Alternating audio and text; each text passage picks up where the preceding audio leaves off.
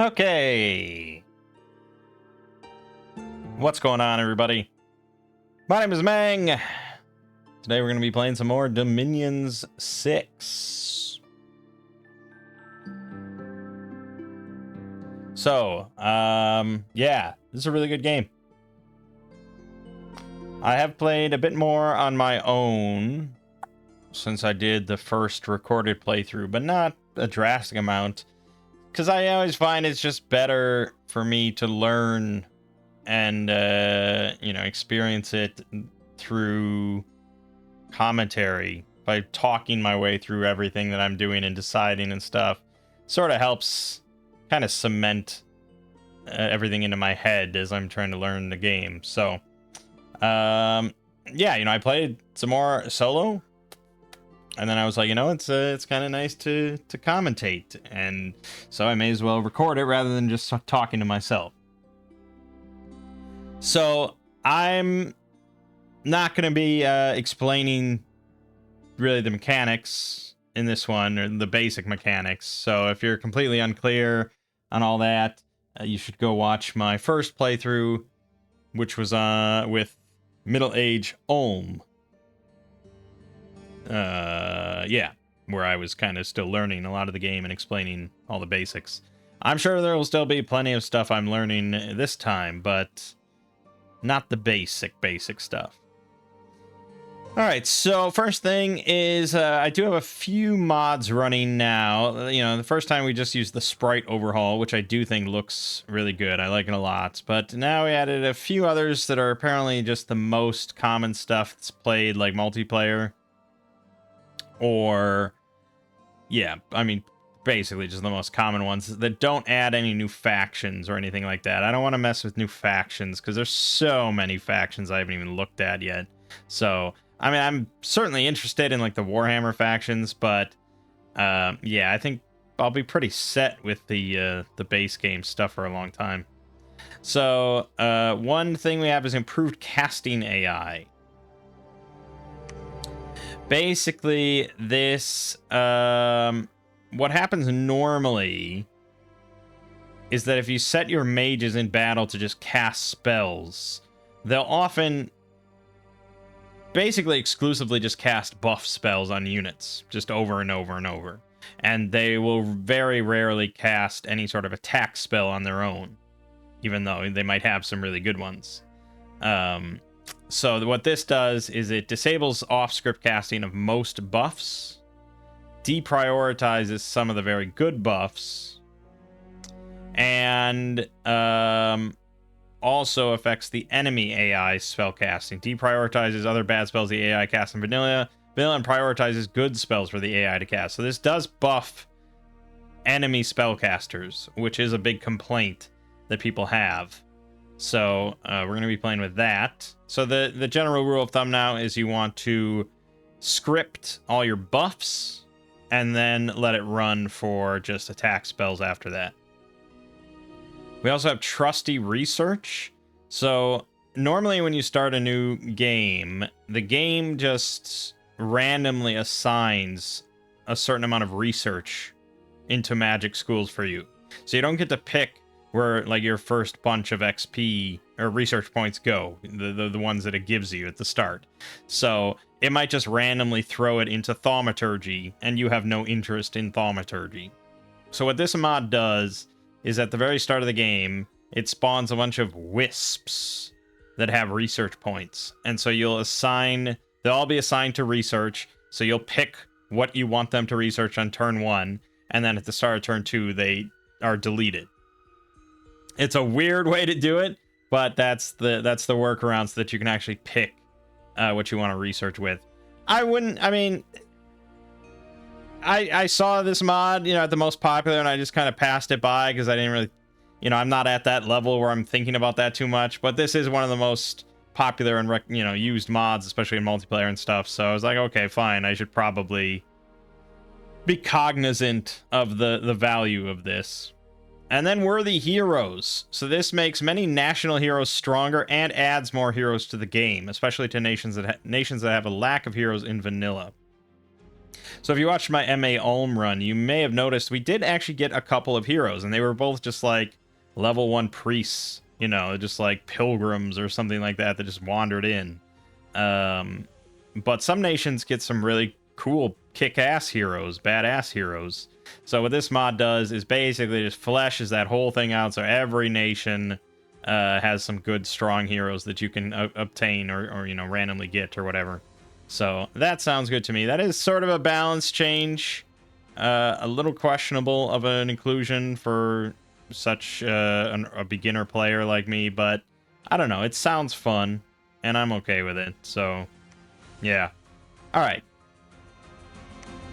So for maps, now you do have, you know, with the game, you have these certain different map layouts. So you have like the standard one, it's completely random. Yeah, it's just a built-in random map generator. Then you have ones that are going to be like a donut world or a few small lakes, one big sea in the middle, so kind of a slightly different donut. 2 giant seas, twirling sea, no man's land. You can only start on the west and east edges, so the whole middle is unclaimed. And then Forbidden Center, no one can start in the center of just like this big rectangle.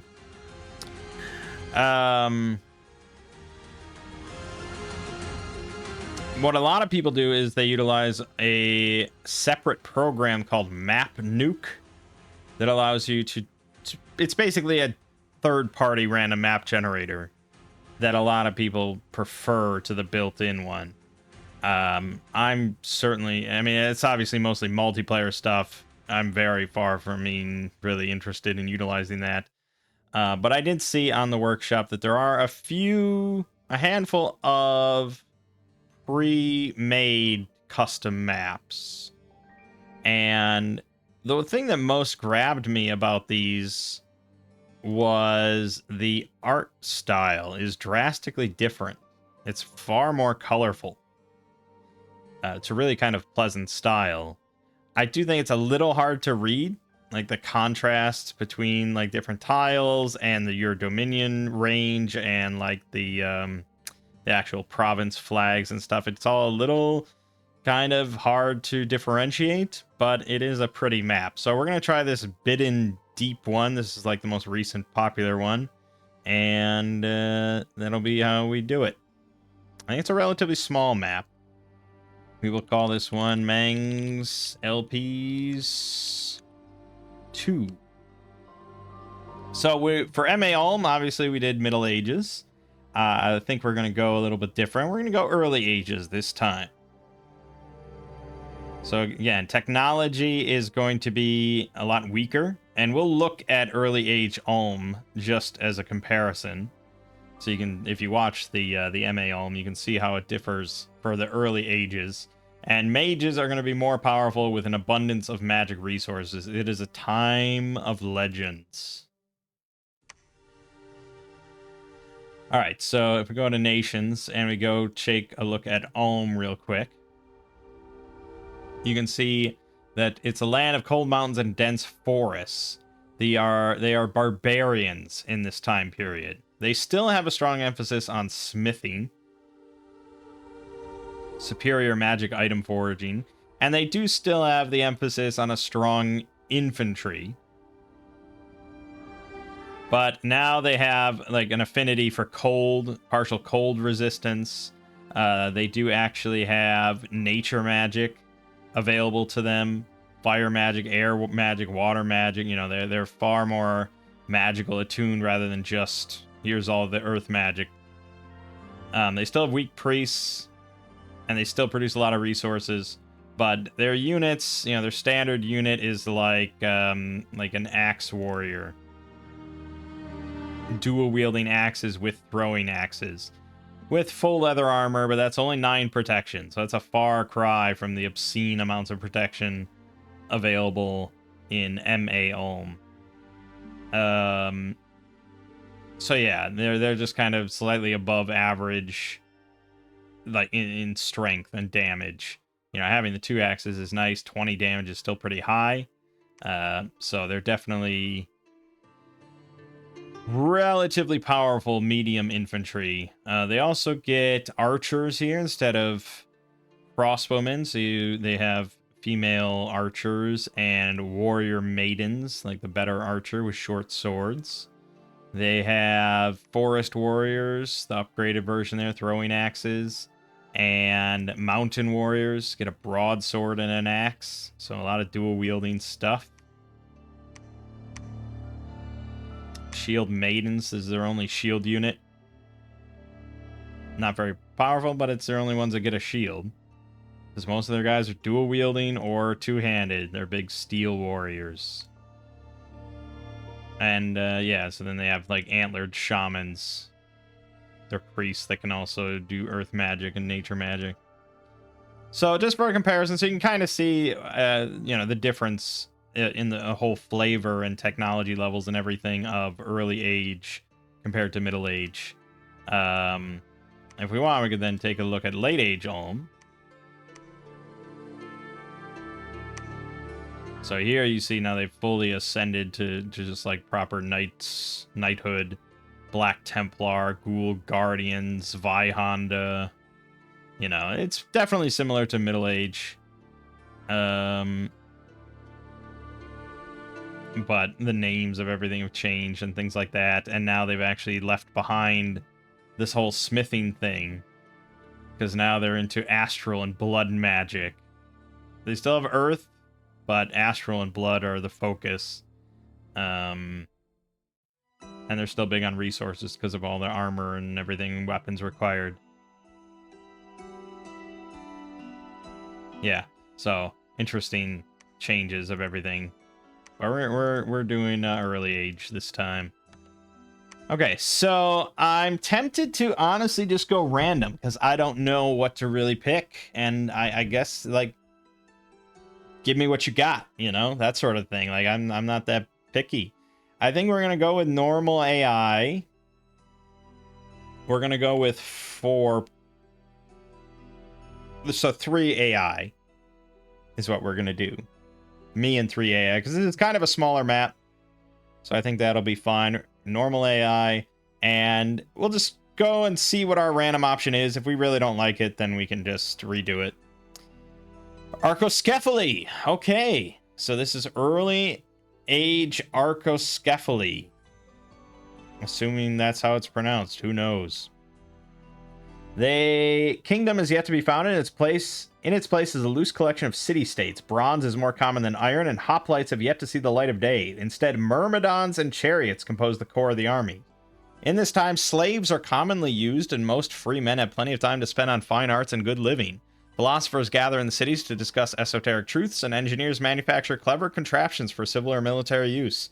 At the heart of Arcoscephale lies Mount Cephalos, abode of the awakening god.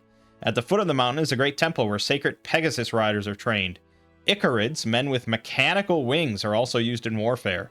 The philosophers are better at magical research in a slothful dominion. Interesting. So this is very like decadent Roman era stuff. You can see that we've got, you know, the philosophers in their togas and chariots.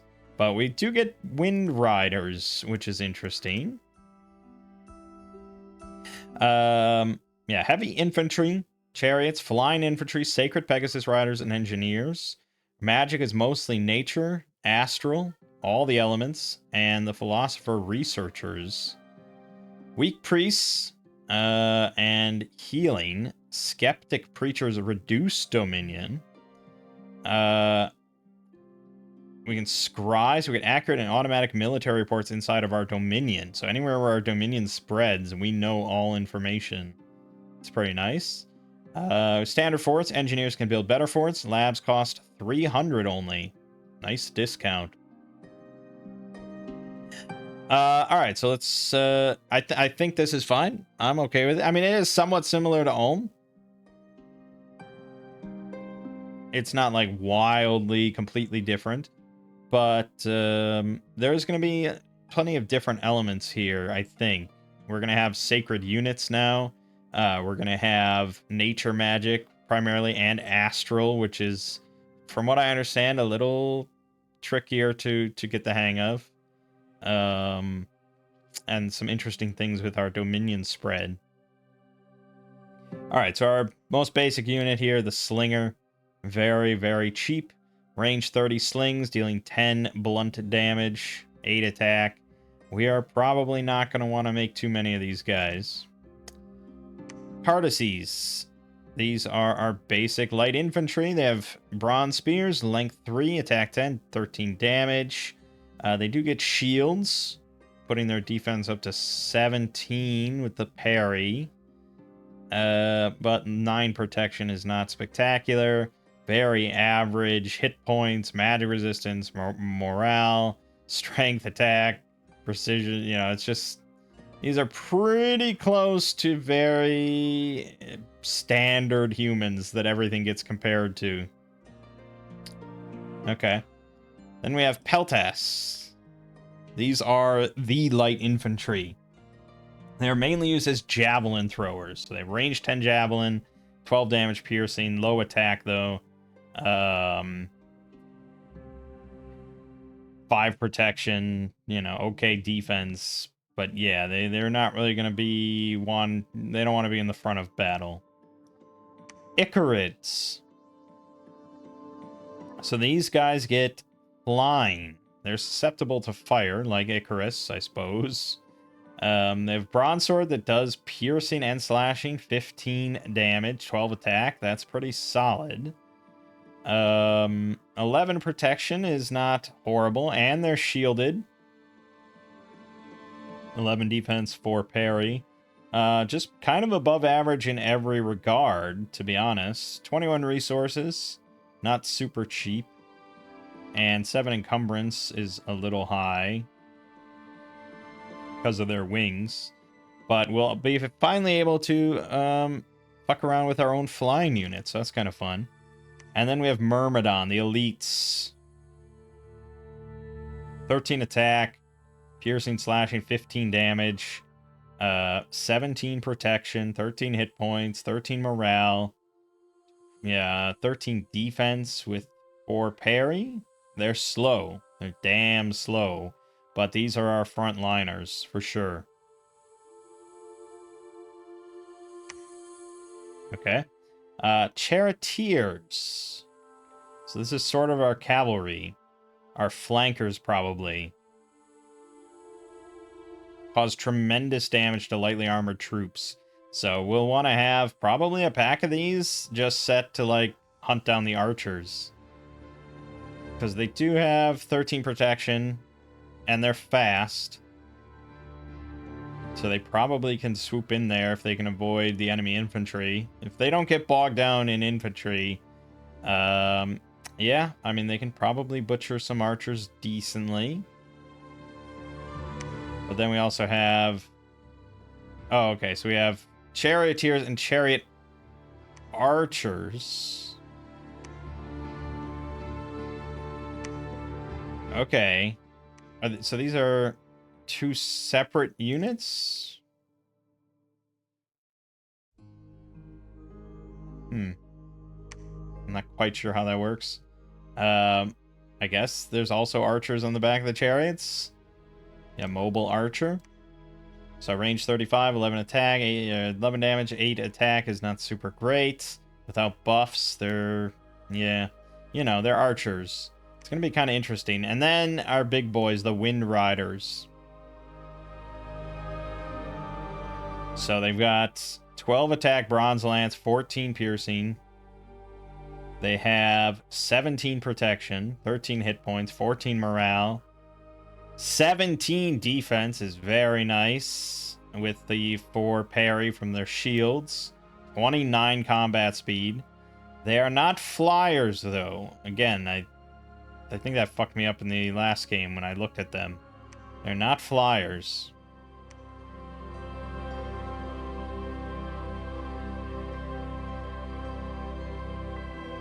Honestly, then they're kind of not frontliners, sort of, but probably a flank on the enemy infantry, really. The chariots, we want to rush down maybe the archers, but these could hold their own in melee a little bit better.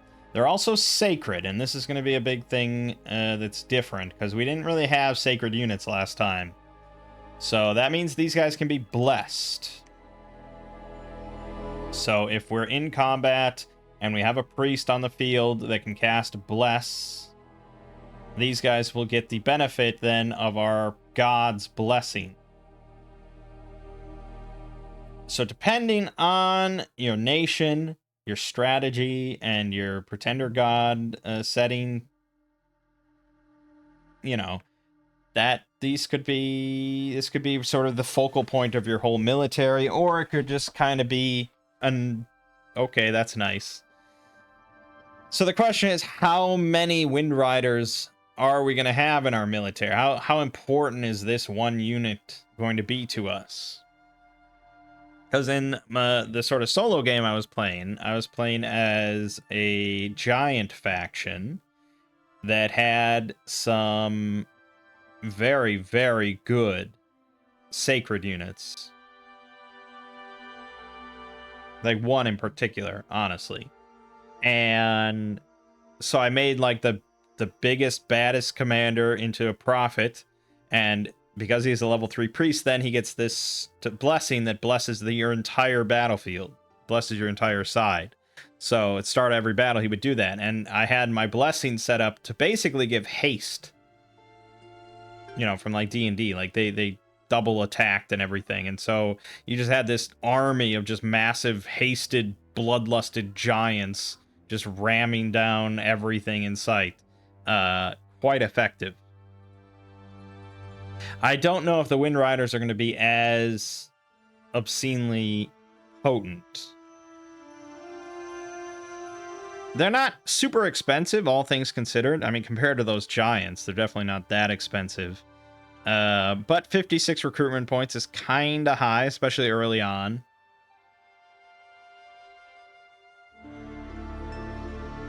But I think they could be decently capable. We'll see. As for our commanders, we got a scout. We have the engineer, who gets a siege bonus and castle defense bonus. Interesting. They do start with old age, so they're going to get diseased and die immediately. And they're masons, so they can upgrade fortress one step further than normally possible. So much like our master masons last time, we'll be using them to upgrade our forts. Skeptics, also old. Heretic 3. This unit leads people away from the true faith and lowers dominion in the province. A value of 5 guarantees the removal of 1 point of dominion. Lower values mean there's a lower chance of this happening. So I think this is what was happening occasionally in the last game, because these are stealthy units. So you're going to build these and then stealth them into enemy territory, where they will then sit and just act like reverse priests, where they will lower the dominion. They are not priests themselves. They can't ever preach or do anything like that.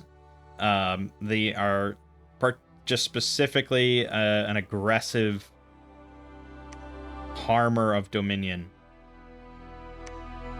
Icarid Champion probably is going to be our basic military commander.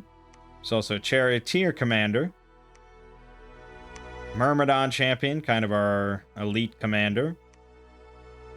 That's mostly what we're going to be building, I would imagine.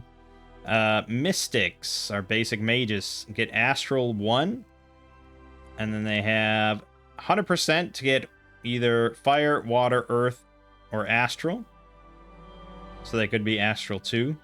And then a 50% chance of 1 Fire, 50% of 1 Water, 50% of 1 Earth. So you max roll this, you could end up with, say, Astral 2, Fire 1, Water 1, Earth 1.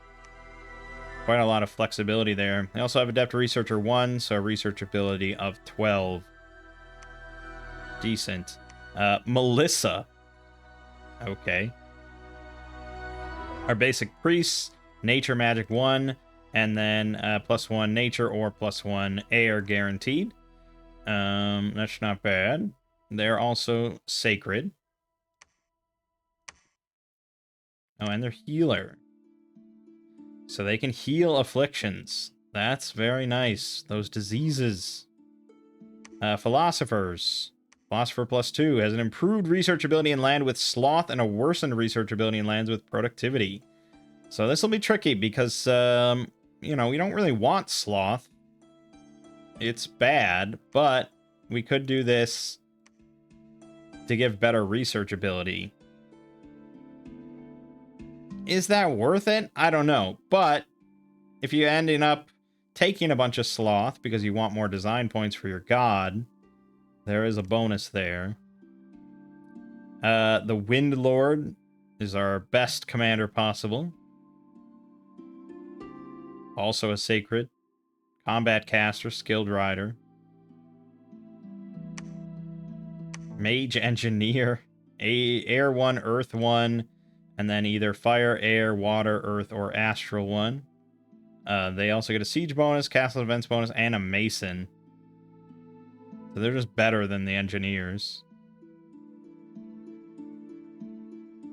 Okay. And then lastly, the Oread.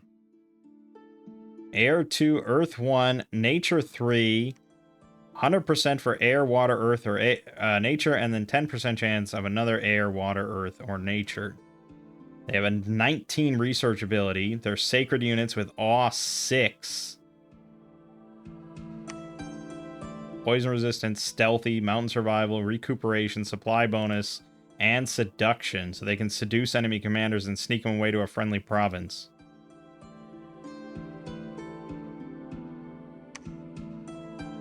Well, that is quite the unique unit. Quite powerful. A lot of stuff going on there. 555 gold cost. Not cheap.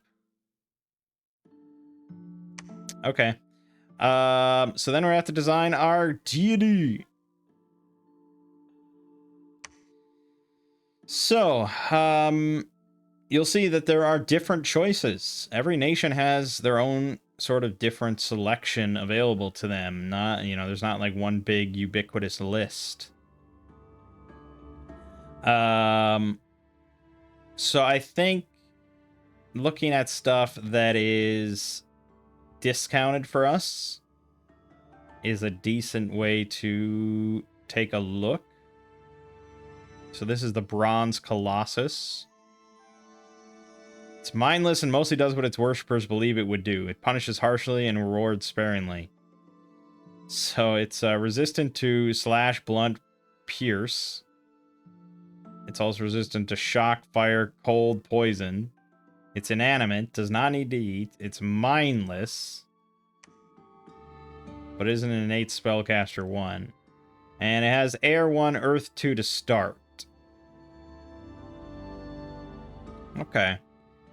Yeah, I mean, it's not a bad choice. What else would be discounted for us? Titan of the Forge. You saw this guy last time. Fire 1, Earth 2 with the 20% Forge bonus. And Master Smith 1. So you can make a lot of stuff. And we're not big on, you know, we're not as big on forging as Ulm. So that could be something to consider too. Titan of Love. Reduces unrest. Okay, and Awe 5. Glamour 1, Nature 1, and Water 1. Growth limit +1.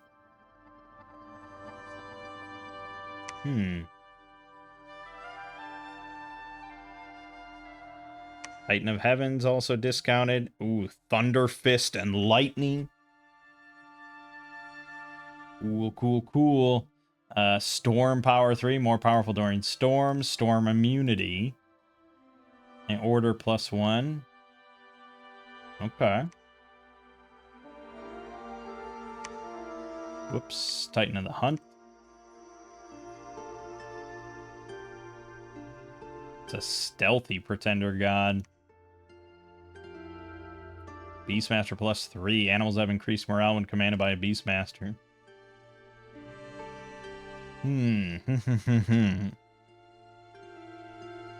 So one thing, I mean, there's a lot to consider, obviously. I mean, there's so much to consider because you can't change any of this, you know, as you play.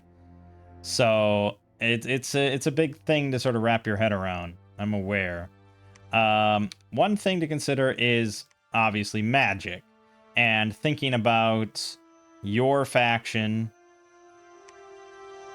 and what you have access to and what all your mages are going to have access to and what you're kind of lacking in access to. So one thing that we have no access to is death. We are not death oriented at all. We pretty much have our hand in most everything. Nature, astral, all the elements. We pretty much all have access to. Nothing to do with death. So if we wanted to instead focus on something with access to death, we could try the Demi-Lich, who starts with Death Magic 3.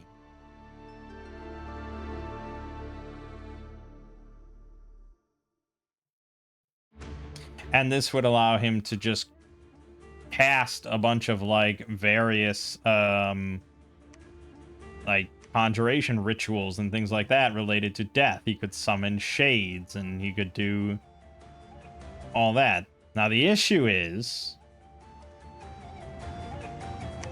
that is that you need a commander that can actually command undead in order to actually move all these things.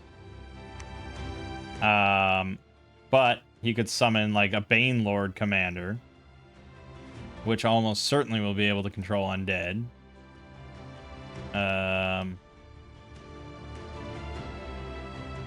Revive Bane Lord. Let me just take a look here. Yeah, he can lead 200 undead units.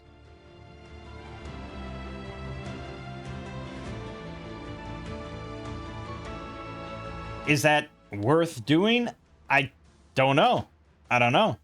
But it's an option. You know, it's an option that just completely you know, would be completely absent from your nation otherwise, but with certain pretender god choices, you can do that. You know me, I like to just gather information from people that know better. So let's just look at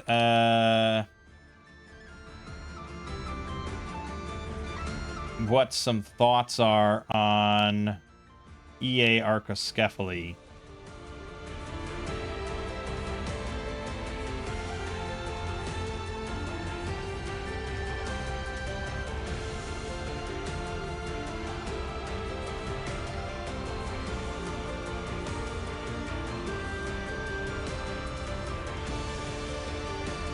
So this person recommends a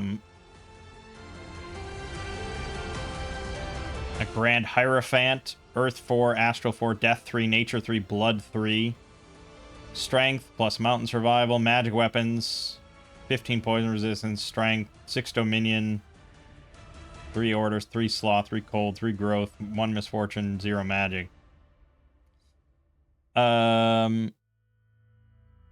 So there's then discussion about... Okay. So one of the big discussions then is scales versus bless. That's kind of the usual one of the big decisions you're picking for your pretender god. Is do you want scales to be a very important factor for your nation? Meaning versus bless, which is very important for your sacred units. So it all comes down to, do you value sacred units or do you value just general production usually? Because the scales are the biggest factor for things like your income and your resources, your supply and all that. And so if you don't have many sacred units, or you're not going to play the sacred unit game that much, then you want really good scales, because that's just going to help your whole economy and able to make all those non-sacred units. We saw that when I played Ulm. I had no real sacred units, so it was all about the scale, so that I could sustain my economy of spitting out all these high-quality infantry. Whereas if you have high-quality sacred units, you want a lot of blesses for them, which means you have to put all your points into your magic so you can put in the bless effects. And that's not to say that you don't care about scales. It's just you can't afford to care about scales. You have to take like negative scales and things like that in order to afford all these bless effects. So that's where it's kind of tricky with Arco here, is that we do have a good sacred unit, but we only have one good sacred unit. So here, this Arco Sacreds don't even need much of a bless against independents. Against the elite sacreds of other nations, they struggle even with a nice rainbow bless. This person says, I don't think you need a Wind Rider bless as Acro. Fine to play it as a Scales nation, but if you go that route, you really should make sure you have Magic 3 as part of your Scales and a God chassis that can deter early rushes and probably expand.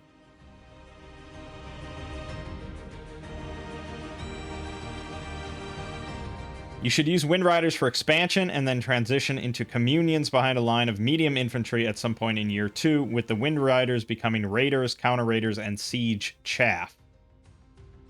So the general consensus then is that we don't want to care that much about the blessing effect for specifically just our Wind Riders. I mean, we can throw a bless in there, we'll have some bless points, but we're not going to throw away our scales. Now, does that mean that this playthrough is going to be a little too similar to Ulm? Kind of. But we'll save drastically different for down the line. We're already playing early era and a different nation, so it's fine. So, I kind of just want to do the Lich thing, just because we're playing single player with normal AI. We're probably going to have an easy enough time with it anyways. It might be fun to just have something drastically different in that sense.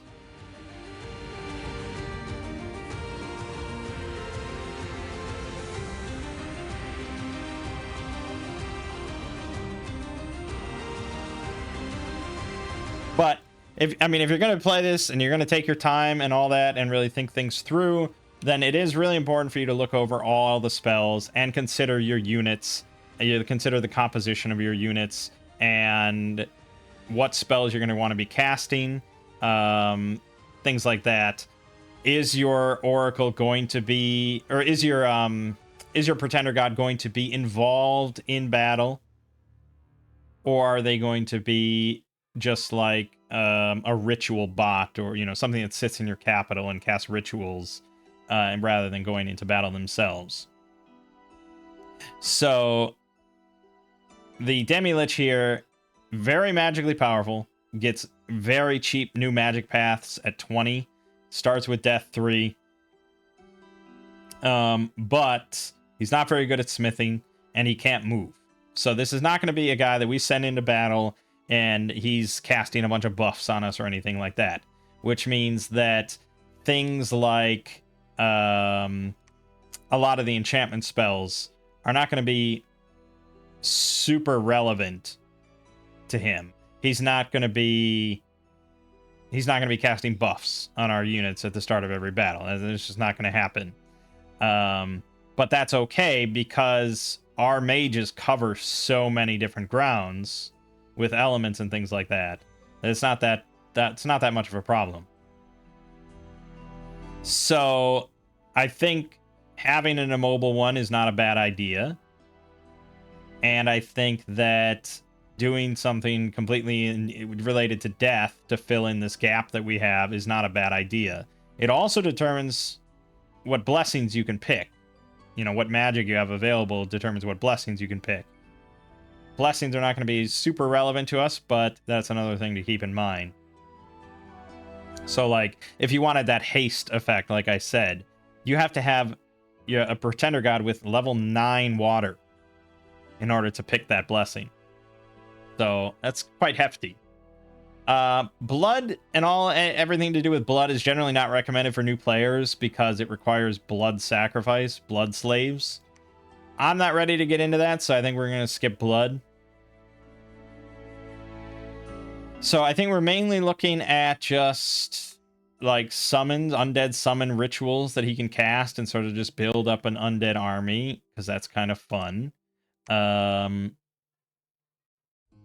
And then probably we do want to fill in another gap of...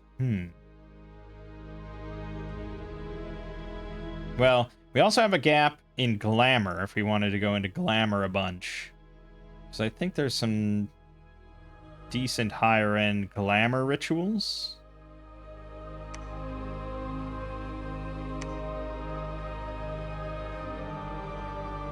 But right, okay. So bottom line, we want good scales. So we're gonna be big on scales. He does not alter anything except the death scale limit, which is means that we can't have super high growth. Kind of a bummer. But you know, it is what it is. I mean, there might be someone that suits. I think there's a way. Okay, so there we go. You can actually look. So the Titan of the Spring has level 2 death. Might be actually a more appropriate choice, but they won't be able to take as many new paths. But they'd get growth scale limit +1.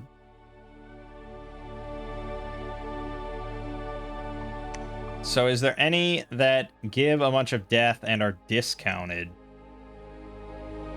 Well, there's a statue of the underworld. Okay, gives death scale limit +1 as well. Can you just... No, okay. Prince of Death. The Ferryman. Oh, that's pretty cool. Fear 5.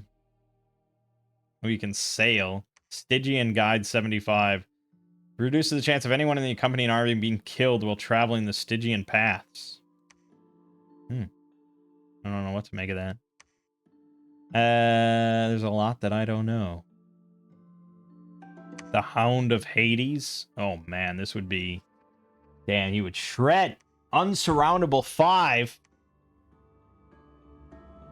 We want a real expander god right at the start. It has its merits, I'll be honest. The Master Lich, the Ghost King, but these all are going to have this death limit. And we're not really super interested in that.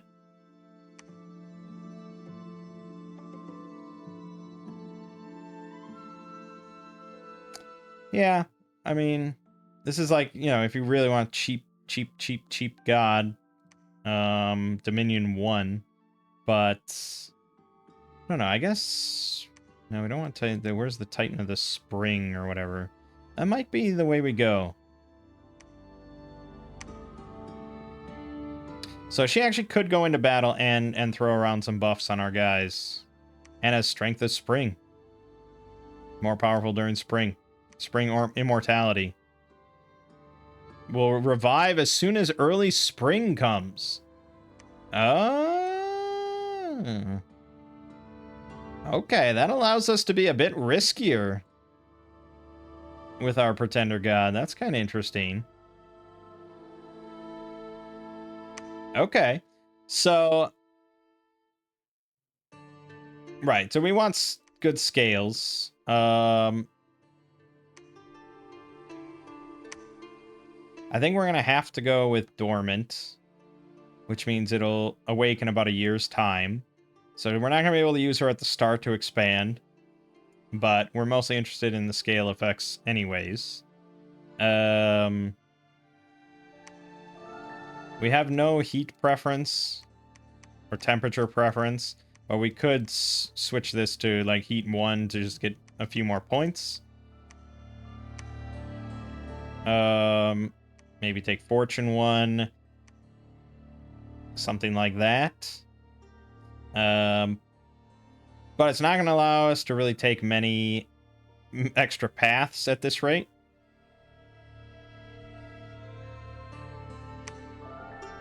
We could probably swing like 1 extra path, but I think we wanted really high death. So in that case, we could get death 7. Which is pretty good. I mean, that gets us access to probably most things that we would be interested in. I don't know if anything goes over 7. Tartarian Gate is 7, so that's kind of Yeah, 7's probably good enough. I mean, there is a benefit to having more. And again, your blessings, where we can't get death weapons or fear. But again, blessings not that big of a factor for us. So we could go 6, I suppose, if we also wanted to get more nature.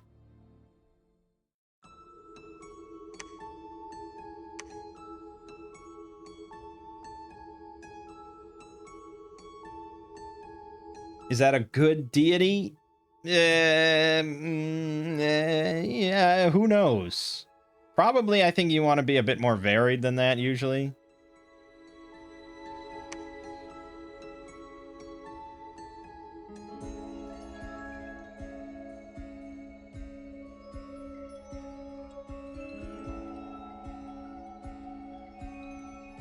Like, here's someone recommendation. Death 5. Oh, no. Fire 4. Water 6. Earth 2. What's S2?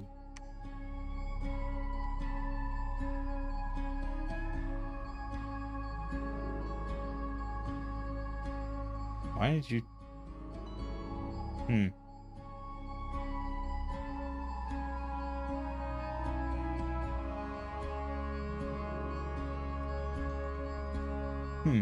I don't think anyone would ever recommend this setup that I have specifically chosen. Let's be real clear about that.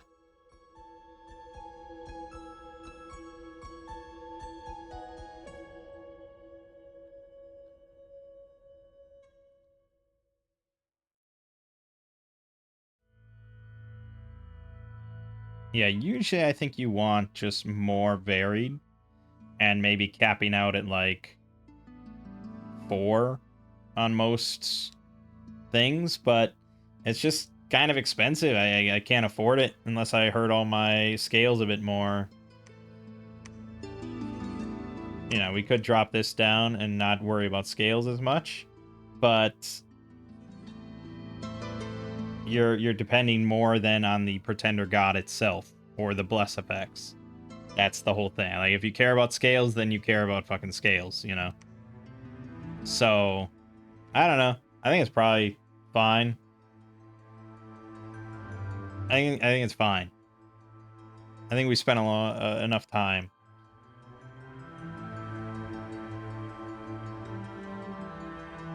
Let's just do it. You have 9 bless... Oh, the bless effects. Yeah. Okay, so our bless effects. Again, these are going to be occasionally useful to our Wind Riders. So we could pick Recuperation. They'll heal battle afflictions over time outside of battle.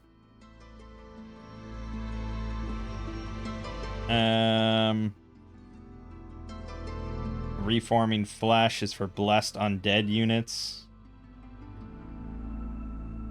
Stygian Flesh. Blessed units will become resistant to non-magical damage. 10 and 10 invulnerability.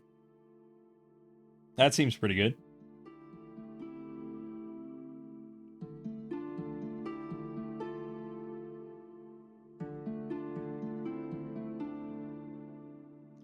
Undead Command. All Sacred Commanders will be able to lead more undead units. This also works for commanders that would not normally be able to lead undead units.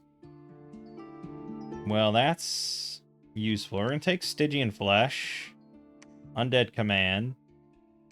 And then I have 3 points left, so I guess we'll take Mending Bones.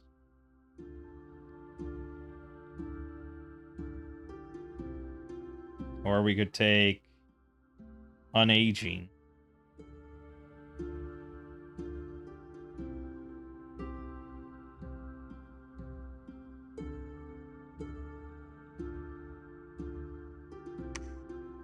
Sure.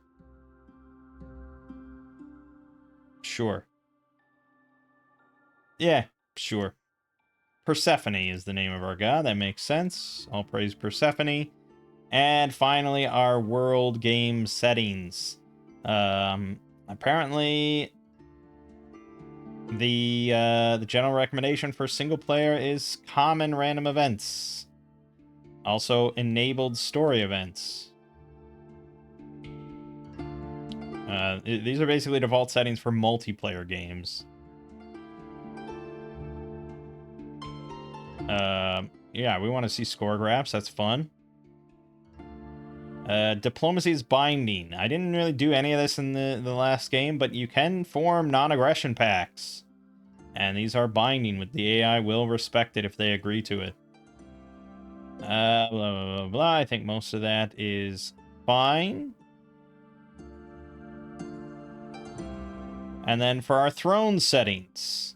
So this, we're going to do it a little bit different. It defaults to one throne, level 1 throne per player, and you have to get all 4. The alternative that I saw on the wiki for like a beginner player was to do 3 points required, and then have one of each type of, or one of each level of throne. Which means that you can either win by getting the level 3 throne, and just that's it, or you can get both of the other 2.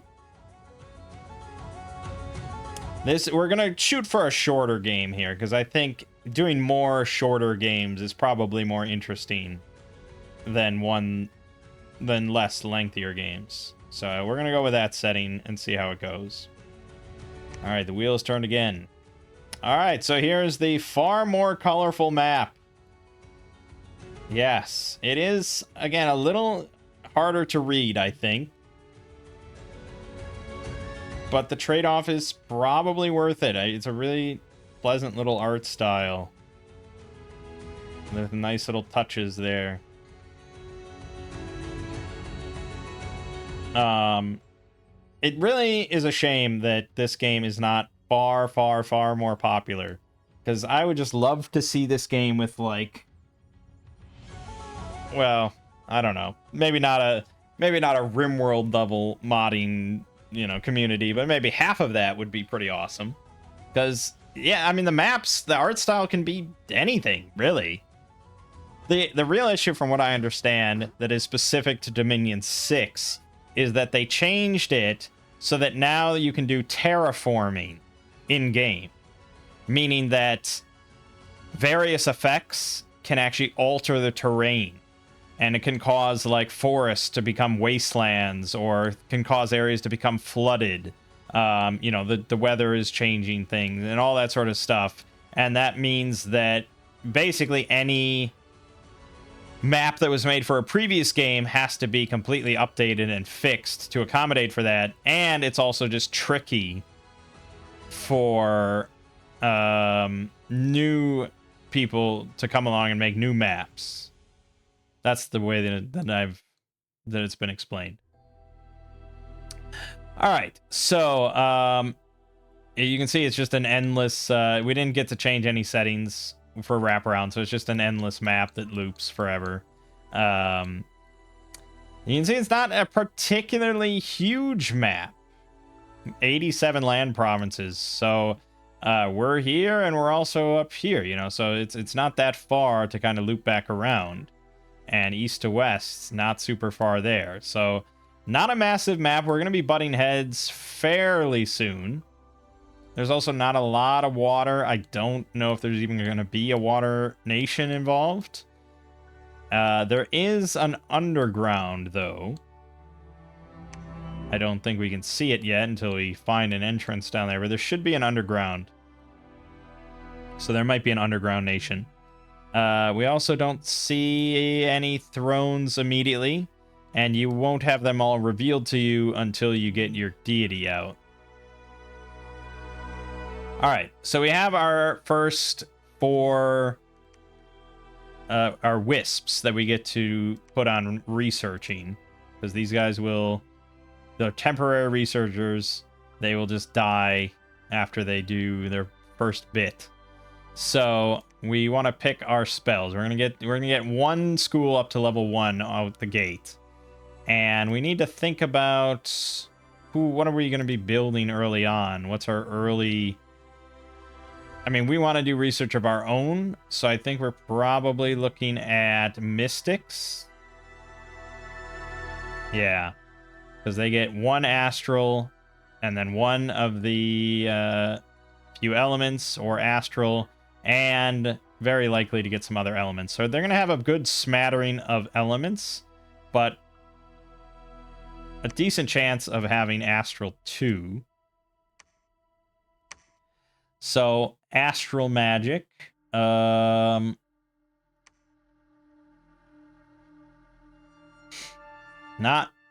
much. I think if we press not A, S. Okay, yeah. So, if this is the enchantment school, you get stuff like Astral Shield. Affects the caster only with a paralysis shield. Spell Ward can affect a pretty big group of friendly units against malign spells. So against enemy spellcasters, that could be good. A lot of this is going to be, you know, ritual stuff that requires a lot of astral pearls, things like that. This is not going to be combat stuff. Construction, probably not much. Enchanted Swords. It's a decent little option. Defense of 2, 8 magic slashing damage. You know, it's not bad. Spear's probably even slightly better. Attack 2, defense 2, length 3. It's not bad. But again, that's usually just matters for your commander. You get the Rabbit Foot Charm. Can allow to negate an attack that would otherwise injure its wearer. So, yeah, you know, Astral's not big on that.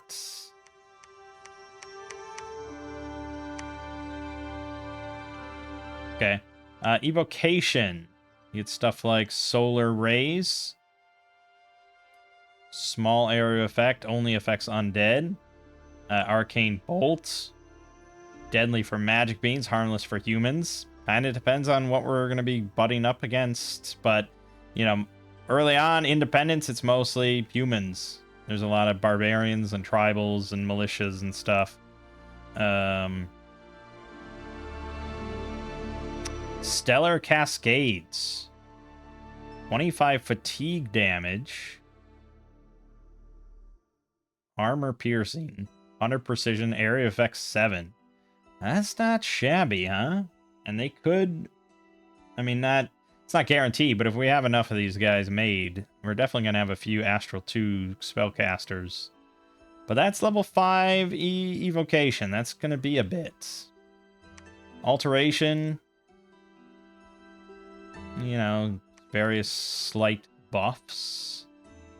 Nothing insane. Alteration. You know, well, no. Conjuration. Yeah. But then if we look, say, you know, they might very well pick up Earth Magic, and that's the stuff like Gift of Giant Strength and things like that. That's kind of much more appealing. And obviously there's a lot of construction that can happen, and we're going to have a good smattering. So honestly, I think we can probably research just about anything and be comfortable with it. So for now, let's just go into evocation, I suppose.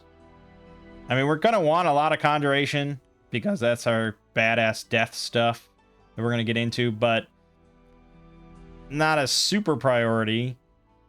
Although it does take time. Maybe I should go into conjuration, I suppose. We want that to be ready for when our god appears. Alright, so that's that set. We start with Polites, the Myrmidon champion. Formation Fighter 2.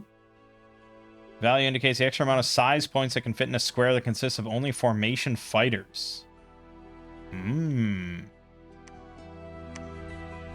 Our Cardaces get that. So we can fit a lot of Cardaces in one square. 2 extra size points. So yes, they can fit 4 in one square. That's pretty nice. It's pretty nice. Our Peltas do not get that.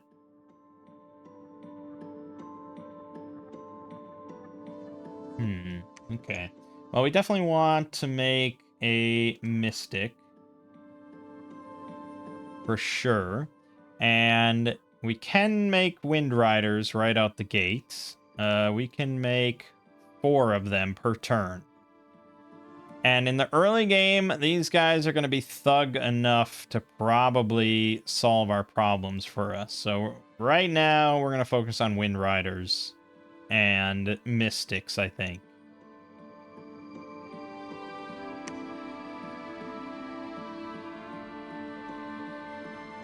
Okay.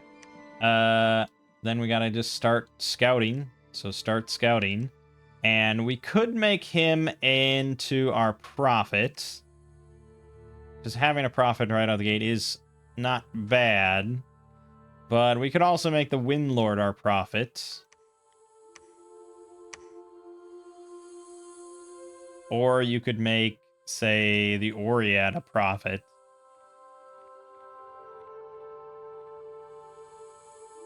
I wonder if it mentions here at all.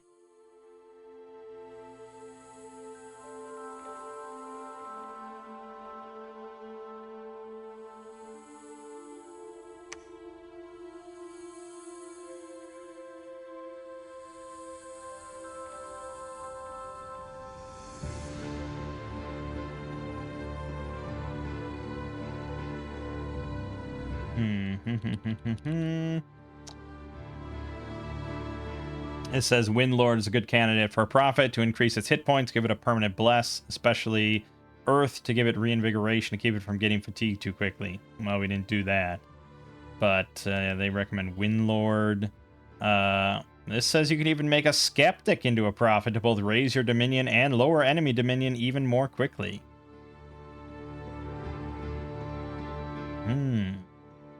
That's a strat, isn't it? I think we'll probably go with the Windlord just because I like having my main kind of military commander. But yeah, making a skeptic into one is quite the... That's pretty interesting because he's not normally a priest. He's just sneaking around. But if he gets caught and dies, I mean, there goes your prophet. So that's the trade-off there. All right, so we can't make a Windlord yet. Unless I drop down on these guys, and I think we should.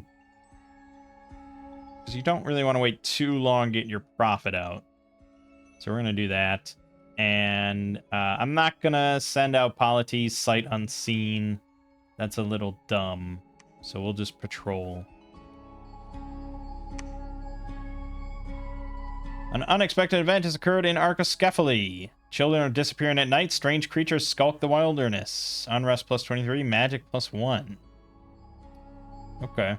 And we killed immediately some filthy brigands because of all that unrest. So we knocked that back down. Okay.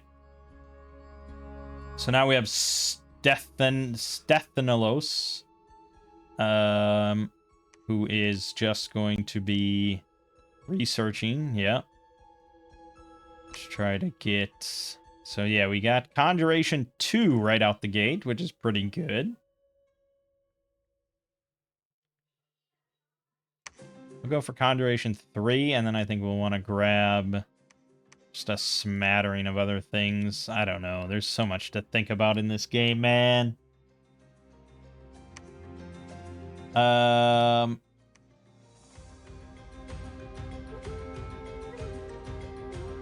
Yeah, we didn't get... Shit, why... Oh, fuck. Okay, well, we want our Windlord. That's guaranteed. And then we can only get so many Wind Riders because of our holy points. Oh, that was probably where we got fucked. He had to spend a holy point for that.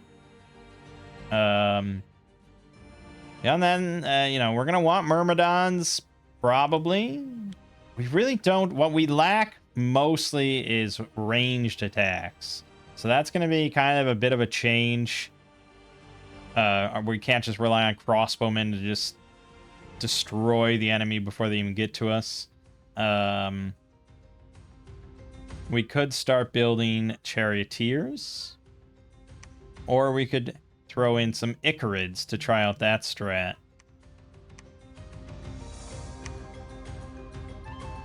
Alright, as for our surroundings. Here we have 50 Jaguar Tribe Slingers, Warriors, commanded by Senti Total, the Jaguar Tribe Priest. Here, Light Cav and Militias. Here, 90 Slinger, Heavy Infantry, Elephant Rider.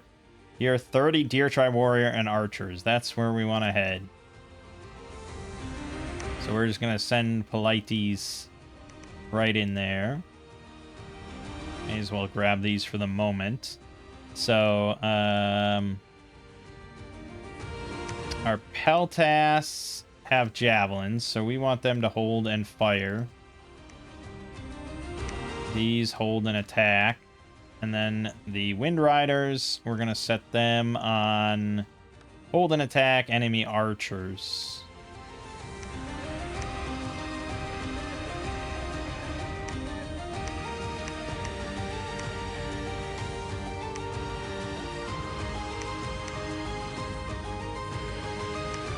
Yeah, that's fine.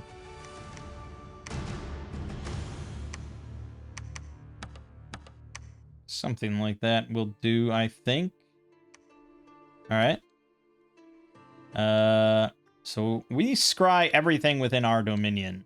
So we want our scout to get out of our dominion very quickly.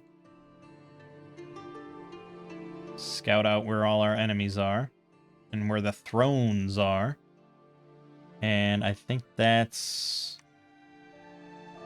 it for now.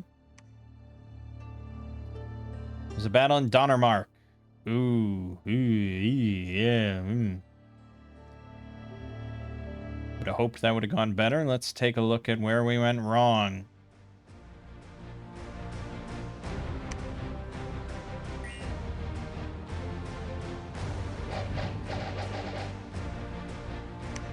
Oh, they do fly. Okay, boom. Right into the back line, into the flyers. They do fly. Oh, but look at that. He already took a big hit. Oh, no, he didn't. Why is it red? Oh, the mount. Yeah, the mount took a big hit. The mounts only have protection 10.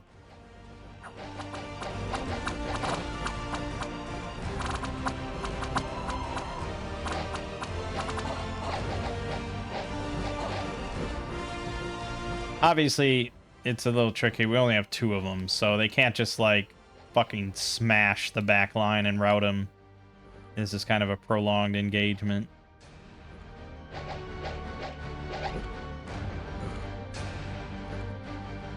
They weren't even the ones that died. We lost just some of our basic units because they're just not very good. Okay, well, we got Donnermark, so it is what it is. And now we have Eshpelos, who will become our prophet. Polites, why don't you head back?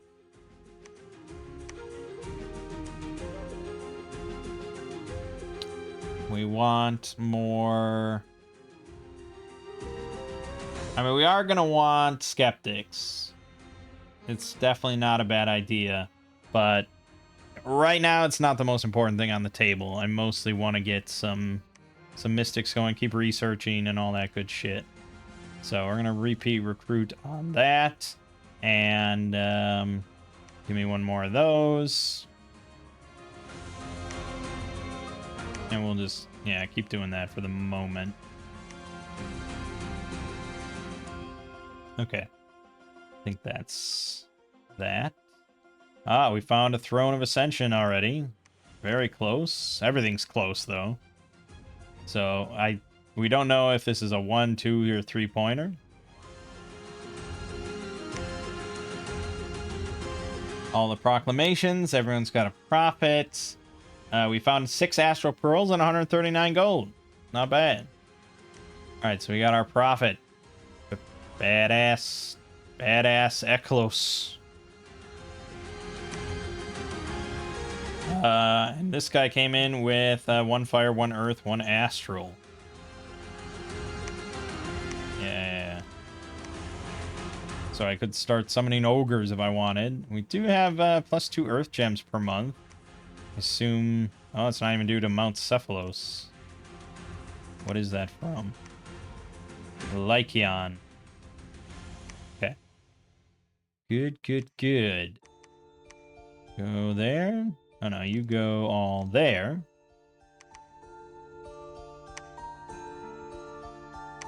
We'll take our Myrmidons.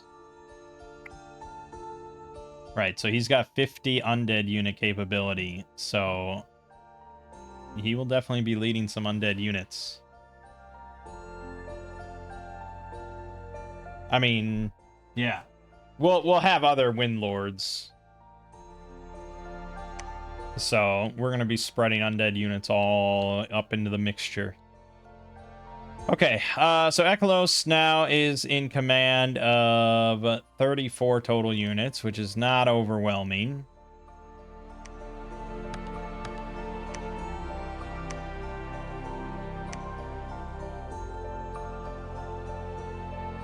Not too overwhelming at all. So I guess we'll still bring in Polites. We're still going to try to just do this one at a time, and I think we'll go after the light cavalry and militia now. A little risky.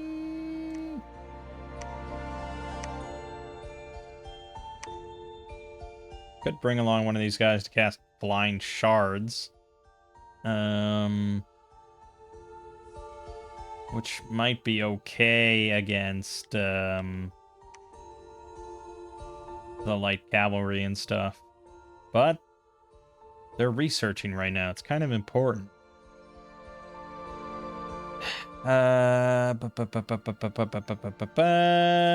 Yes. So our blessing.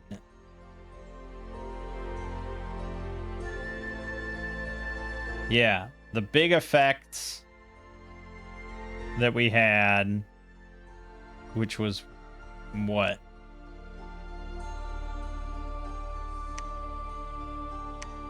Invulnerability 10.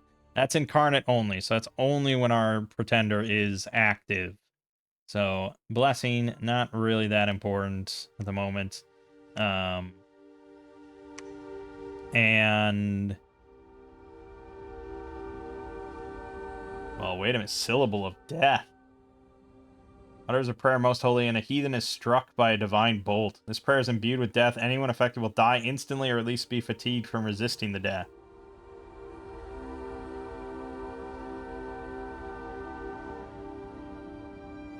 Okay.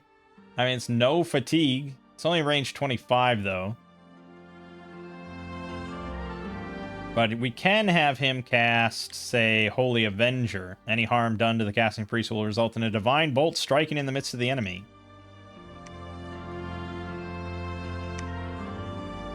A lot of the other stuff is specifically against undead or demons. Sermon of Courage will give morale bonus.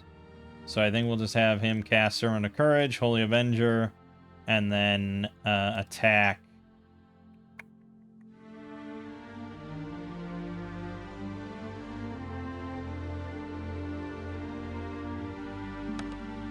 Enemy archers. He'll probably be doing that solo. He should be joining them. Oh no, they are on archers. They're on archers. They're on rear. Maybe snipe their commander. Yeah, I probably should have more of these. We'll get there. That's all fine, I think. Good, good.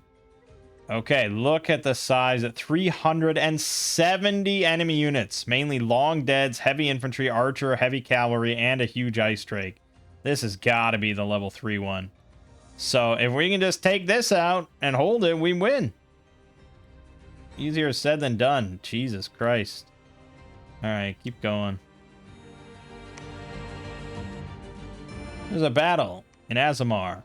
It did not go perfectly well. We lost 2 Cardasses. That's not a big loss. One of our 2 Icarids. bit of a bummer. 2 Peltas, not a big loss. 2 of the Wind Riders lost their Pegasi, but they did end up killing 30 of the units. Meanwhile, my Windlord got 6. Alright, we gotta watch. We must watch. There's Sermon of Courage.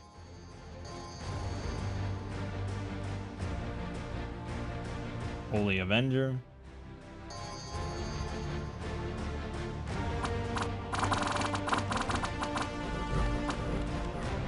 They fly.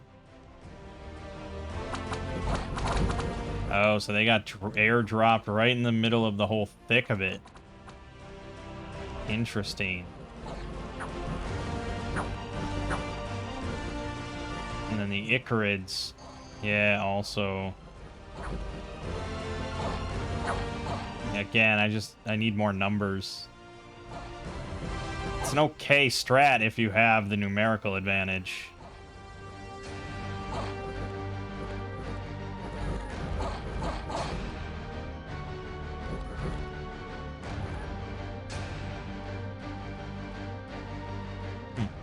All right, not, you know, it's always, there's always going to be questionable stuff, no matter how well you script stuff, because you can't script that much. I mean, you don't have that many options over your scripting for your units. So, 2 riders without mounts have made their way back home and are ready to be recruited again. Recruited again? What does that mean? Oh, that's right. 2 partial units available for half cost. I forgot that it does that.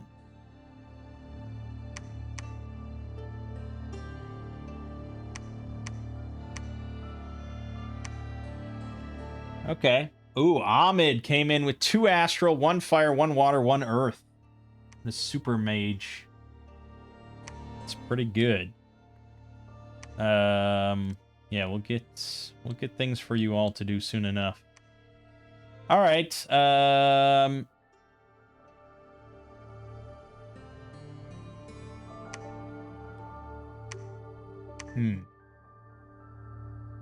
Feel a little weak at the moment. Taking on 50 with 45 feels a little questionable. You know, we're trying to get 1 per turn. I mean, this is the thing with picking the most expensive units possible at the start of the game. You're gonna have a numerical disadvantage compared to just shitting out. I mean, I could build a lot of like Cardasses, you know. Not a lot, but I can build 8 for, yeah, so 8, 6, 32, for nearly 5 Cardasses for every 1 Wind Rider.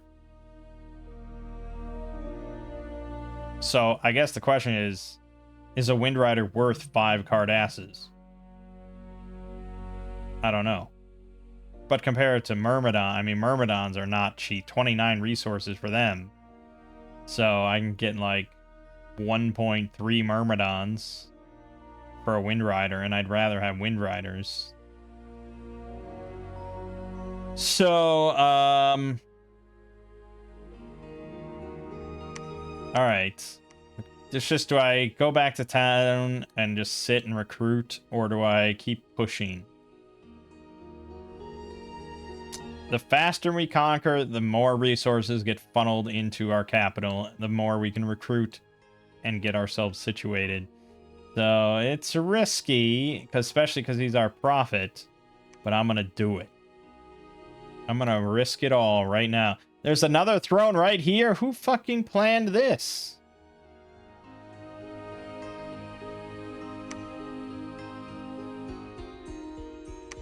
Okay, oof. He lost his mount. Okay, it's not great.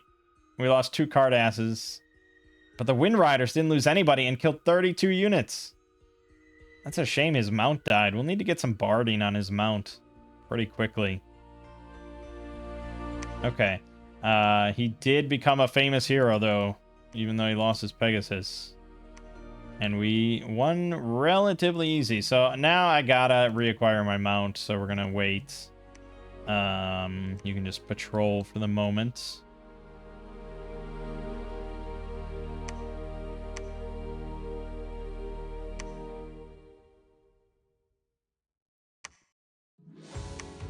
Oh no, I can't do that. Holy points are biggest issue there.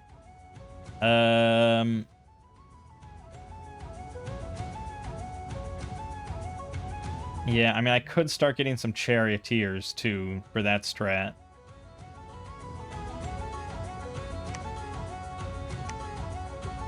Okay, so this one, I don't know why they're not named differently, but sure.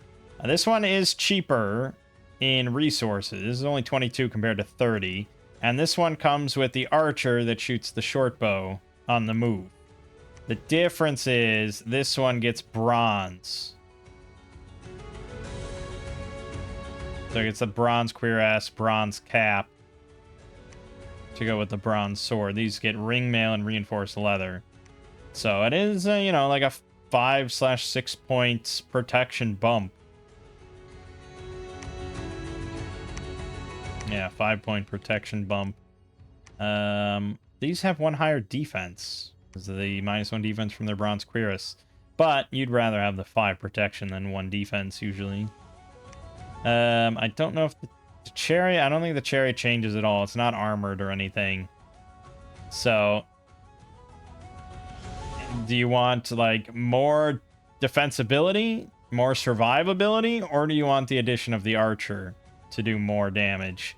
I tend to like having archers in my armies. It just feels appropriate. So I'd probably lean towards the cheaper one. But still, for the moment, I just want these two. I want all my flyers. Because, I mean, what is my... I'm going to have to bring along 2 commanders, really, because... You know, like, our Windlord, he's... Eventually, he'll have a pack of undead as 1 squad. He'll have the Wind Riders as 1 squad. And then 1 other thing.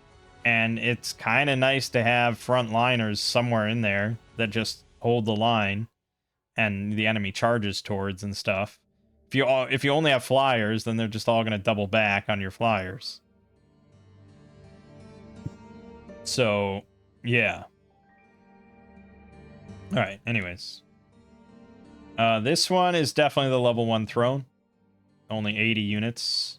Archer, militia, heavy infantry. And we do see the first presence of another faction. Oceania. Let's go take a gander. Dominion spread is going okay. Why are there 143 ghouls there? No, not that. So I can't see underground. Okay.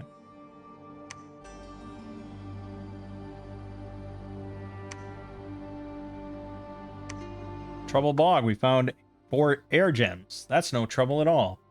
And patrolling troops in Trouble Bog killed 6 filthy brigands. Well, that is something we could have Ahmed probably do with his great smattering of paths. He could search for all the magic sites. No, it's not a bad idea. Okay, so Oceania is a seafaring nation to some degree, which makes sense. And they are expanding. So they could be at our border pretty damn soon. Got our mount back. Let's head back to town for now.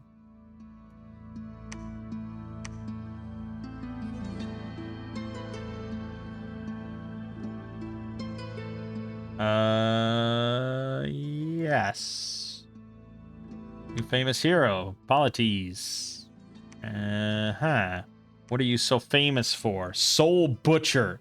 Renowned for butchering his enemies to eat their souls, leaving an opened head behind. He has increased strength and causes fear in his enemies. It's not certain if he really eats souls, but those death gems do not come from nothing. Huh. Fear 5 is pretty great. Cool. What did you get? Oh, heroic endurance. That's pretty good too. All right. So while we're here, we're gonna grab. Oh yeah, now we're speaking. Now we're speaking my language.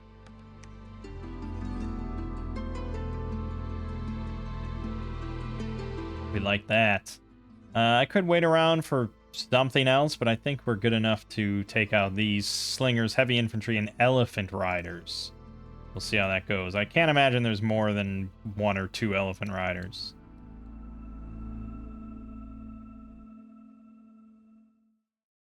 So now we're working on... go ahead and get construction 1 first.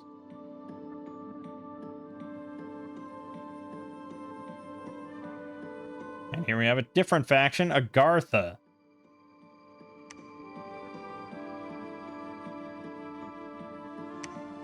Yeah, that makes sense, sure. Ahmed found a magic site in Donnermark, the Enchanted Tower. There's a battle in Wick. Ooh! Ooh, I was tragically mistaken. There were 7 elephant riders that killed 36 of my units. 18, all card asses died. Half of my Icarids, more than half, died. 7 of the Peltas died. And a Wind Rider lost his mount, which is close to a death. Pretty much. We lost 34 there. That was not easy. I didn't think there'd be that many elephant riders. They killed 36. I mean, that was the battle. It was the elephant riders.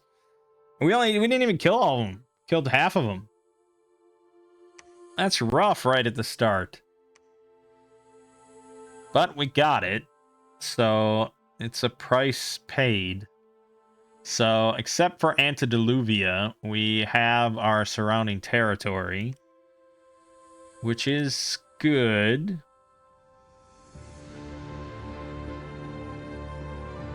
We may want to invest now in a lot of Myrmidons.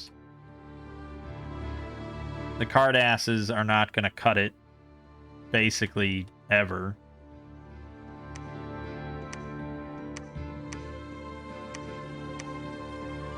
Let's do that for now.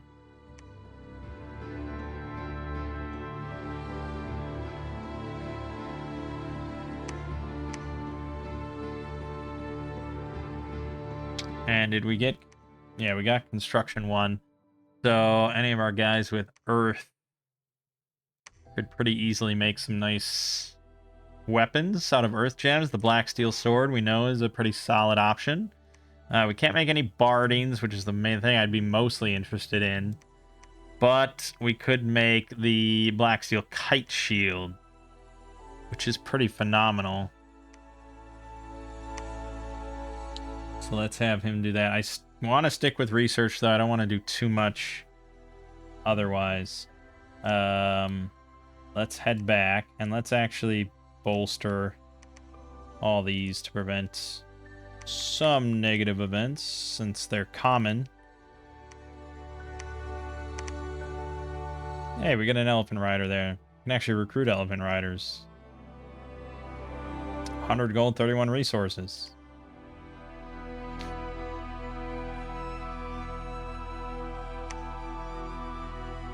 Yeah, 20 piercing on their fucking tusks. No wonder. And they have trample. 64 hit points. Yeah, that was a rough one. That was miscalculated. Okay. Hinam finally appointed a prophet. Arcoscephale, unrest plus 26, misfortune plus 3, 8 units have been cursed. Damn it. And Azamar, defense minus 10. I just paid for that. And it's going to be a cold winter. Awesome.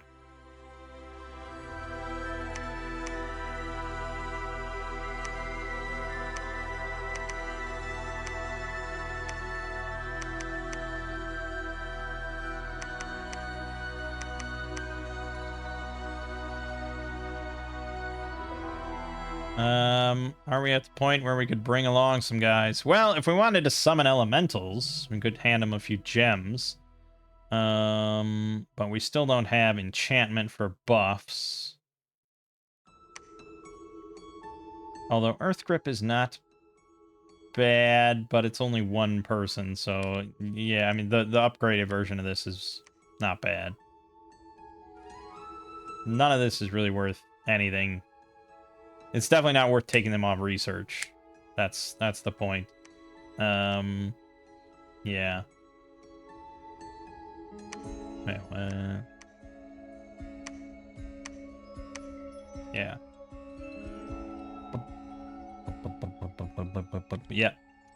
So,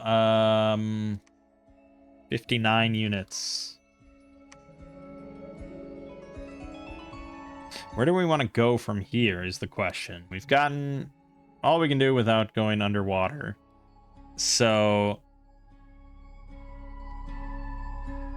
where do we want, like, our next fort? I mean, the throne is good, but we're not going to get it. And I think that's important because, say we build a fort in Sinaf, you know, it's always going to be cut off here, and then we also have to worry about that. And it's going to be a very contentious thing there. This is, I mean, this is going to be such a contentious area. So we probably do want a fort here, like probably in Hobergdorf. Yeah, Hobergdorf's not bad because it would be taking from Pania, which is a forest and river. It would be taking from Sinaf, which is just plains. It would be taken from Laria, plains and river. Then it would also be taken from these, and this is farmland, which is high income. Yeah, so we probably should be looking at Hobergdorf and taking that, but it's fucking heavy infantry. Heavy infantry, archer, and heavy cavalry. That is a tough one to take at this stage. That's too much bad stuff. I mean, the archers will get absolutely decimated, but so will my melee. My frontliners. So, I think we have some time to not sweat about that. We could instead go for Gurn. Also farmland with good income. And this is militia, archer, light infantry. That's a lot more viable. So, let's send you guys over to Gurn.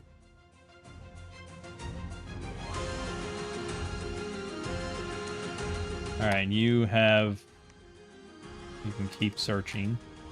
And that's it. So, Polites got a battle wound. He lost an eye. That's pretty bad. We do have priests that can heal, right? Melissa is a healer. And we probably want to start getting some priests. Is that our priest of choice? We don't want skeptics. They're not a priest. The philosophers aren't priests. You're not priests. Yeah, that is our only priest. Okay, yes. So we do want to get one of those. I mean, we want more than one, but right now that's fine. Deal with one less Wind Rider this turn. Okay, end turn. Ahmed found an enchanted tower. We love those. And completed enchantment and evocation. We found 2 magic sites in Aasimar, Mercury Pond, and a Starlit Pond. And Troubled Pog, we found 5 air gems. This is all just fucking gravy. So Mercury Pond is 2 water per turn. This is 1 astral per turn. The Enchanted Tower is 1 earth per turn. And we found 2 of those next to each other. So we're up to 4 earth gems every turn. That feels good, man. That feels real good. Heading into Gurn. 59 enemy units. That is exactly tied with us, but our units are better. One would hope. Okay, you're gonna go here this turn. Next turn, you'll build a temple there. We really don't have the income for it, but it would be nice. You're gonna join up with the others to try and heal Polites. You guys have scanned for all magic sites. Let's send Ahmed over to Gurn right away to search, and then I think Helenos, you're probably just gonna go back home.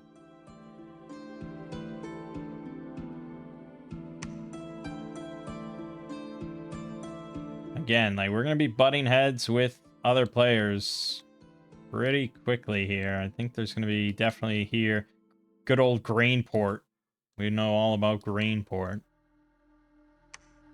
All right, next for research, I think we want to get construction 3. I'm liking our earth gem production, and I feel like we're gonna get some good magic items flowing. So let's go for construction 3. After that, probably all into conjuration, because I don't know what turn it is, but we're heading into... Oh no, it's turn 11, so our deity is going to be coming out very soon. There's a battle in CERN. We lost 0 units. That is exactly what I want to see, and I want to see it.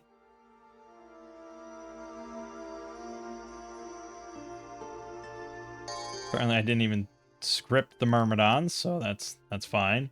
They still didn't die. Why are you glowing green? Oh, they're cursed. Wait, did he cast a curse? No. They're just automatic. They're just cursed forever. Okay.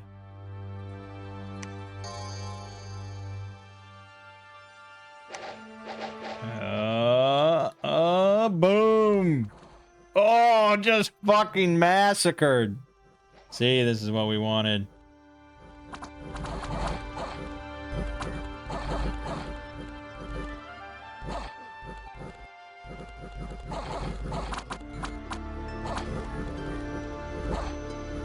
Honestly, the Javeliners, not a bad idea. If this is what's going to happen... The problem is I don't want the Wind Riders to be such a focal point of attention, but if they are the focal point of attention, the Peltas can just come in at that point and just launch javelins into these very distracted infantry. But that's, I mean, what works for one battle does not necessarily work for a different battle. Azamar, we lost 6 defense. Donnermark, we gained 25 resource, but we lost 90 population due to a harsh law against vagrancy. I will take it.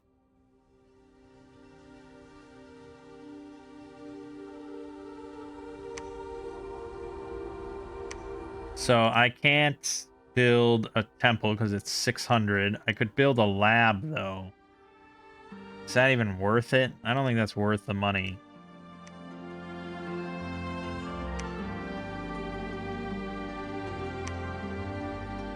Alright, we got 2 priests out. Wasn't really planning on building the second one, but it's fine. So instead of Icarids, since we already have a good flyer unit in the Wind Riders, we could convert... Actually, instead of all that, we could go with Peltas. I know I said we weren't going to make many of them, but look at how many I could make. Oh, not that many. Sorry. It means we're throwing away resources. But alternatively, I could grab a higher end... Actually, I don't know if any of my commanders require that many resources except the Windlord. And we should get a second Windlord. Yeah, most of these guys don't, except the military ones.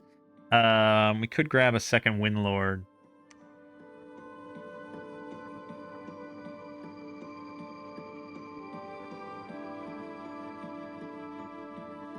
The Mystics take 2 commander points.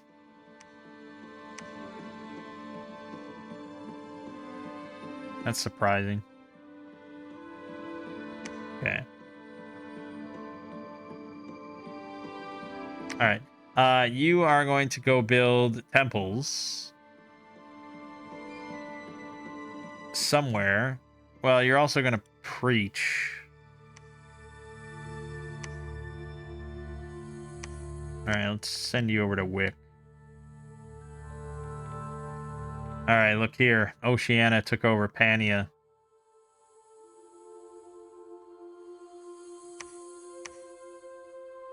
That means trouble is brewing. So this Windlord that we're making, he's going to immediately go over to Wick. Because I would not be shocked at all if this asshole moves on Wick. Next turn, really. I might be losing my priest. I hope you're set to retreat.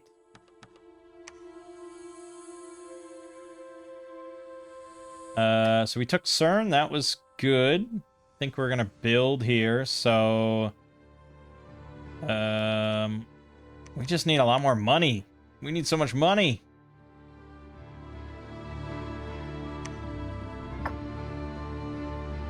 I'm going to have you preach for the moment, and I'm going to have Polites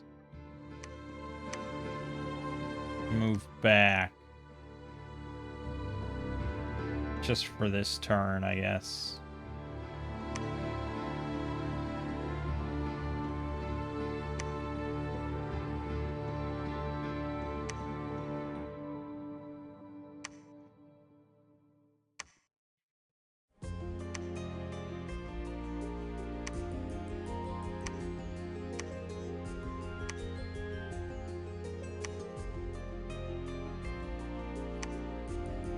All right. Fine enough. One battle affliction was cured. Hey, immediately. Perfect. Thank you.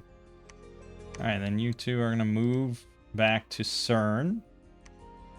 Yeah, I gotta just, I think, temporarily hold off on recruitment. Just spending way too much money that I need to spend on buildings.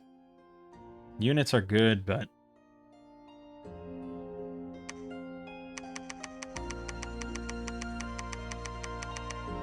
yeah, so with that, then we can now build Palisade.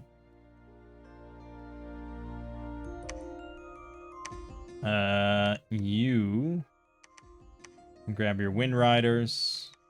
Grab some of these guys. Grab some of these guys. Seems like he vacated Pania.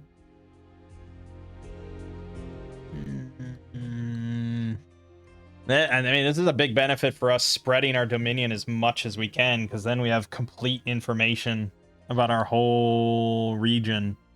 That's really nice. All right, you're going to go there.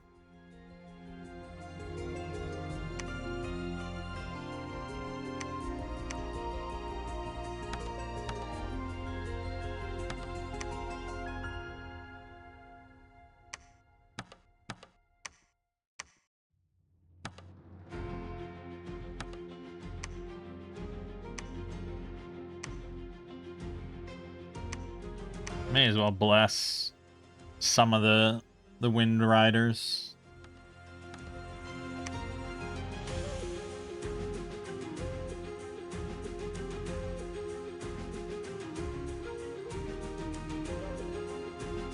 Yeah, okay.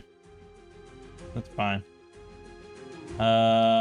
You are here to preach temporarily. And Helenos is here to research, I think. You can astral project, which does let you scry. It lasts for 1 month plus 1 per extra astral pearl.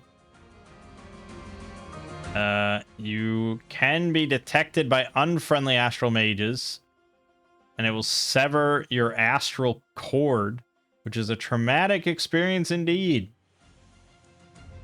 But if we wanted to spy on, you know, what Spania or what Oceania is doing, that is an option. Also, we could just start pumping out ogres. We do have a lot of earth gem. Honestly, maybe just monthly ritual these ogres. Why not? It's a different currency I don't have to spend gold on.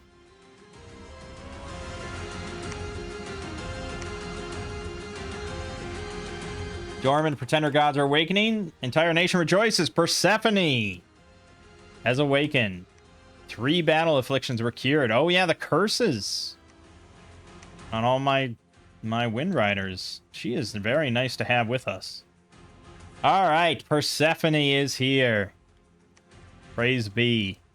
So, rituals she can cast right out the gates. Stuff. Now here's the big problem. We need death gems. We don't have any.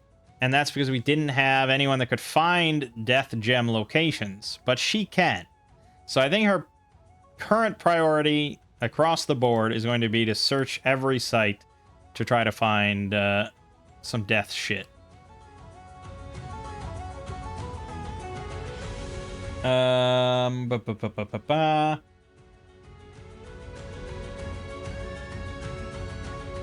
I think, can you construct the temple here right away? You can. Good. Ahmed? Do we want Ahmed just as part of our entourage at this point? Got any good spells yet, Ahmed? Oh yeah, Geyser. Not amazing. Not amazing, but it's something.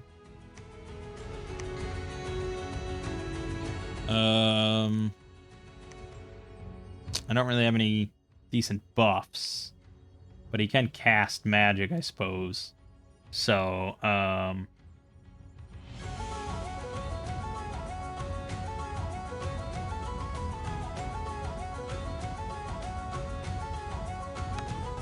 sure.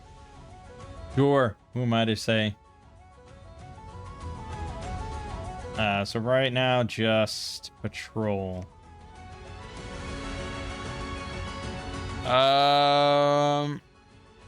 So they are apprehensive towards us. They've not declared war or anything, but if I attack them, then that's kicking it off. So probably don't want to do that. I don't really want to attack this. We could probably handle the Pintha if I want. If I just want to kill shit. This Hobergdorf, though, man, what the hell? I mean, it's population 23,000. Pretty big. I'm just worried. If I had Dominion here, that would be nice. So I could just keep constantly seeing what's what. Alright, let's... There's nobody there right now, so let's temporarily dodge out. I think we... Yeah, we should get some skeptics online pretty soon. We want to really spread our dominion as much as we can. But I'm pretty broke, man. I'm not even recruiting any units. All our money's getting spent real fast.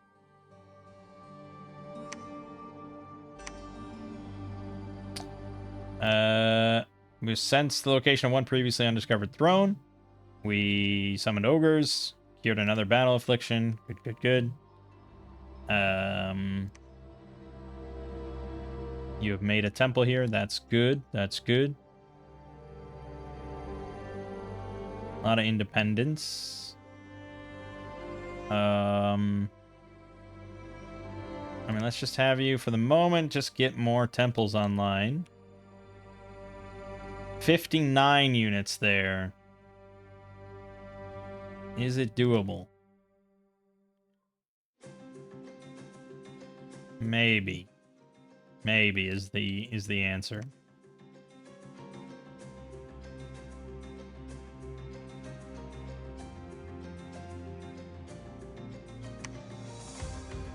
I'm doing it.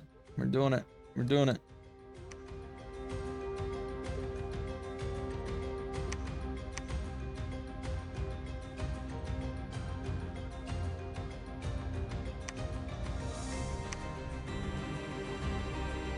All right, we got some gold. That's good.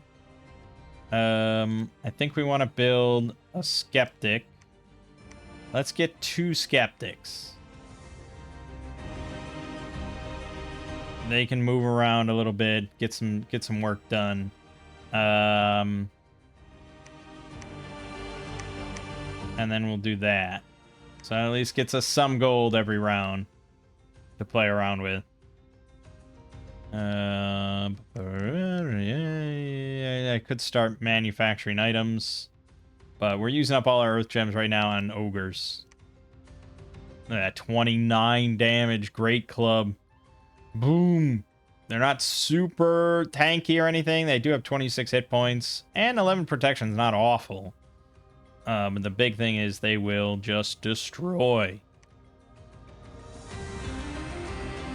We found an abandoned laboratory in Trouble Bog. We found the Grove of Evergreens in Wick. Our battle here, we lost 2 Icarids, 5 Peltas, 1 Windrider lost a mount, but otherwise pretty victorious. 57 kills out of 59. Azamar, Dominion changed. Well, that's bad. Magic +1. CERN, Air Gem +6. Fucking hell. Alright, get over there immediately, because you gotta start working on that. And then we want to head to,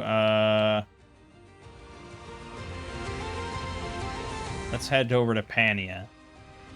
It's obviously got a very cold-oriented Dominion, and we don't like the cold. Well, actually, we don't like the heat either, to be honest. So we kind of benefit from it being a little cold. Balances everything out. All right, so the abandoned laboratory we found is... Oh, well, it's... No. It's just a laboratory. Okay, well, that's fine. Let's get a temple here. You have now searched all you're going to search. So I guess, why don't we have you head back for the moment. It was a well-earned victory. You found an arena there, plus 40 province income. Nice, nice, nice. So we're going to want to get another fort somewhere in this area. I'd probably pick Golfalos, but we could put it in Moospel. I just don't like your odds of winning any battle now with only 26 units, to be honest. It's a little iffy. So I think you're going to be heading back home.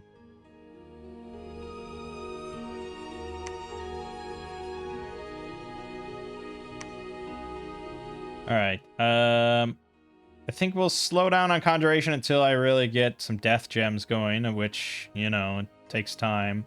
So let's get another enchantment, another one of these. Thaumaturgy is a lot of arcane stuff. So we could look into that, but it's a lot of stuff that I'm just like not good with. Like teleportation stuff and all these kind of things, and astral window, it scries. I think it's a lot of stuff that's pretty valuable in multiplayer, not as valuable in single player. I don't know.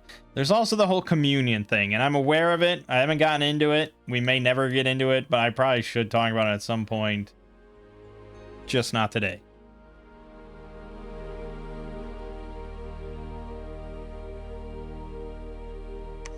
All right. Yeah, that's fine. Okay. So, oh, yeah, you're done with that now. Back to that.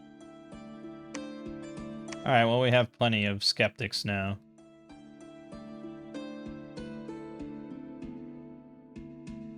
Now, doesn't really do anything against... Yeah, it removes points of dominion. So on an empty place that has no dominion, it does nothing. So we want to send them into enemy territory. Oh, also there's the underground, which looks pretty. Where is that third throne? Oh, here, Felicia. So yeah, we want to send these guys into enemy territory. And they don't have to do anything. They just sit there and hide. Yeah, okay. So he's actually pointless here because there is no Dominion there. So we want to really just send them sort of far and wide where we know that there's bad business afoot. Negative Dominion. So we're gonna send you I don't know. I guess they're also functioning as scouts for us, which is kind of nice. So just head that way, and you head that way. And then I had another guy, you here. You're gonna go... I don't think that's taking. Go up there.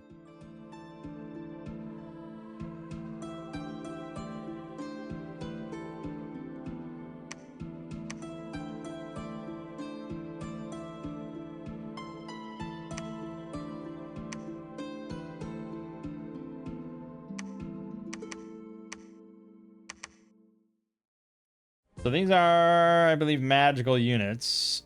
So, oh no, they're not. They're normal units. Okay. So then he can field these. And I think we will. You're gonna hold and attack the closest enemy. And I think we should arrange you guys properly now. We'll just put you in a big line, and the Wind Riders doesn't matter. And the Peltas...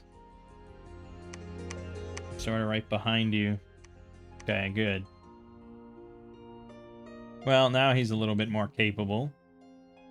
68 Ghanas and Pasachas. I fought them before at some point, and they are not pleasant. But if we want to keep expanding, you know, you gotta... I think maybe this. Heavy infantry is not rough, but our ogres will smash their shields.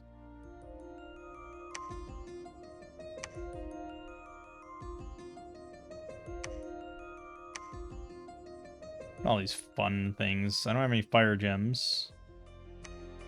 Eye catcher just fucking rips out eyes.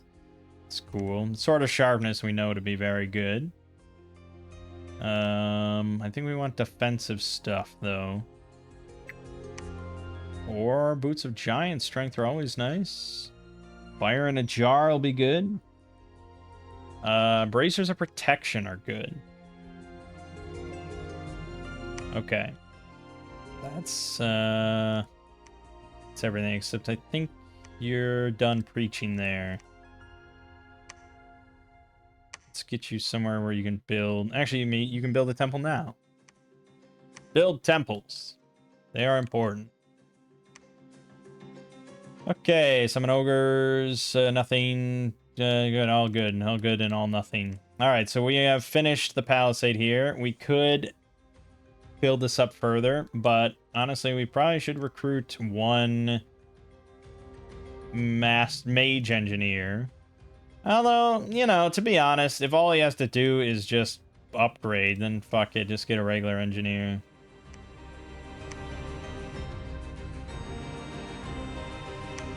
And I'm still building up funds rather than units. That's fine, that's fine. Let's have you... Yeah, we're running out of earth gems, so just go back to researching. Go back to researching. We'll get there.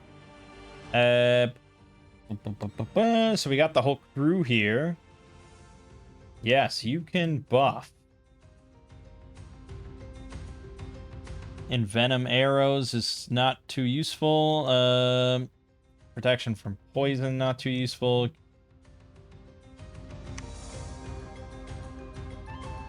Well, you could buff some of our mounts. This affects not many.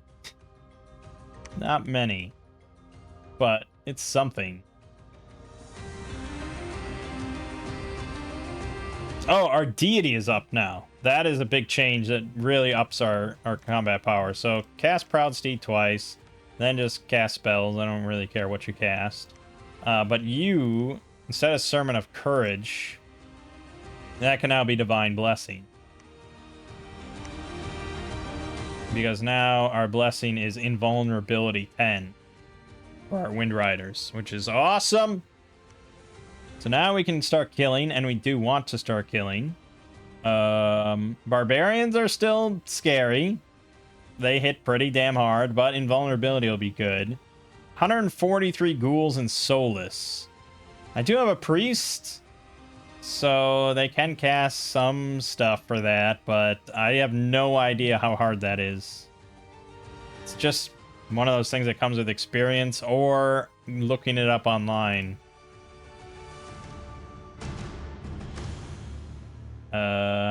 Ghouls. Well, I see ghoul. No, then no. How do you see?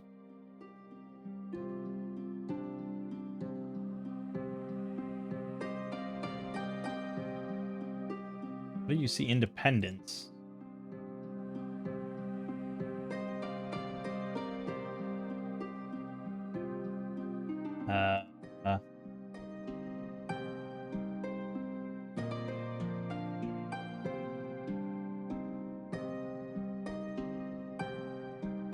I have no idea how you see independent units.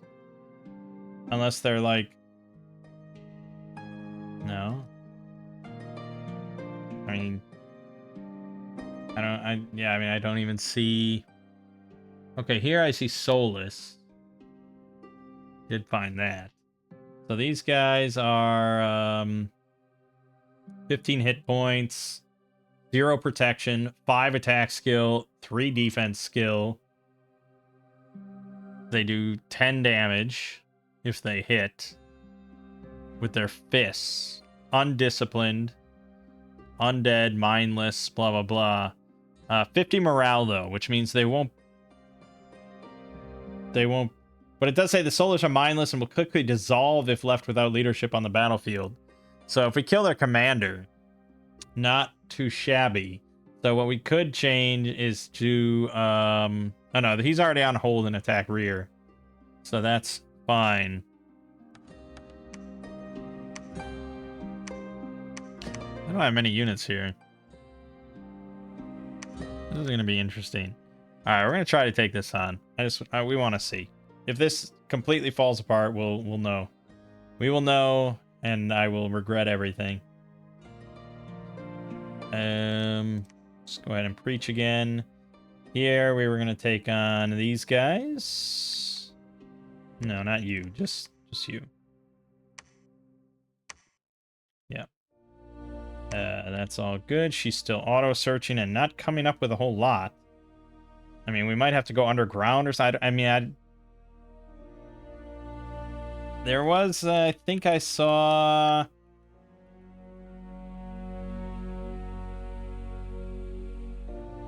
So for death, 3 death sites may be found in all terrain except deep seas. Several sites spread disease. In the army setup menu for a province, the hotkey D will select all diseased troops. A sudden outbreak of disease may indicate a hidden site. There are 2 unique forest death sites. One may be found in a land province, the other only in a mountain. So they can just be anywhere. So she's auto-searching for a while. Okay. And we got now our master engineer. We're still trying to build up funds. Or, no, I didn't get my master engineer. Why did I not get my master engineer?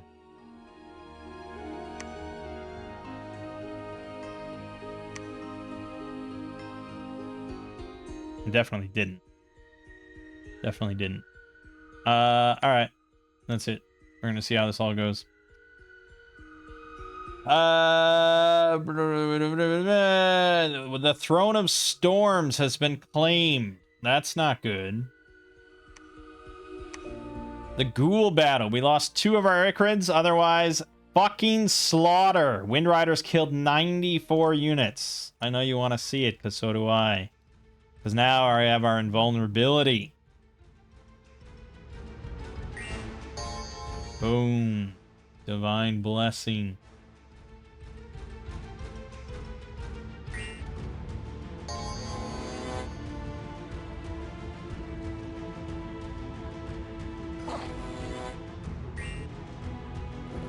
Oof.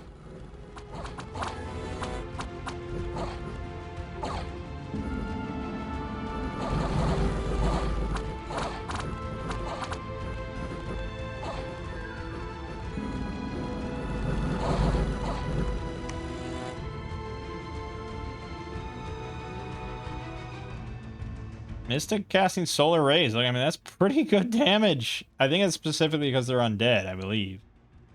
I don't know how you expand the log or anything. I know there's no rewind. Oh, plus or minus scrolls the log. Okay. 0 points of damage. I'm just seeing a Solus do anything to us. I don't think so. Ghouls hitting for 0 with her claws. The Pegasus also attack with their hooves. I don't know if I realized that or not. Ghoul 0, 0, 0, 0. Yeah, because the invulnerability. Very hard to damage with non-magic weapons. Will have this amount of natural protection against mundane attacks. Every battle. We just have an extra 10 protection against anything that's not magical. That is phenomenal at this stage. Alright. So obviously, yeah, just a big bloodbath.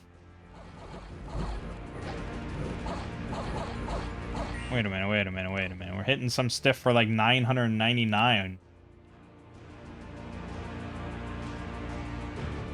Or maybe that's them dissolving due to lack of the leadership. That must be what that is. Dissolve due to mindless unit breaking. Yeah. Awesome. Well done. Yeah, I think the Icarids are pretty redundant. And I think I'd rather just have, I don't know, undead units or ogres or even just more peltasts or something just to throw in there. I don't think we need more flyers that are just kind of squishy. Moose Bull. We lost one of our 20 ogres. Sad to see him go. And one Wind Rider lost their mount. Tends to happen. Now, the ogres did all right. I mean, they're not Wind Riders, but they're pretty cheap, all things considered.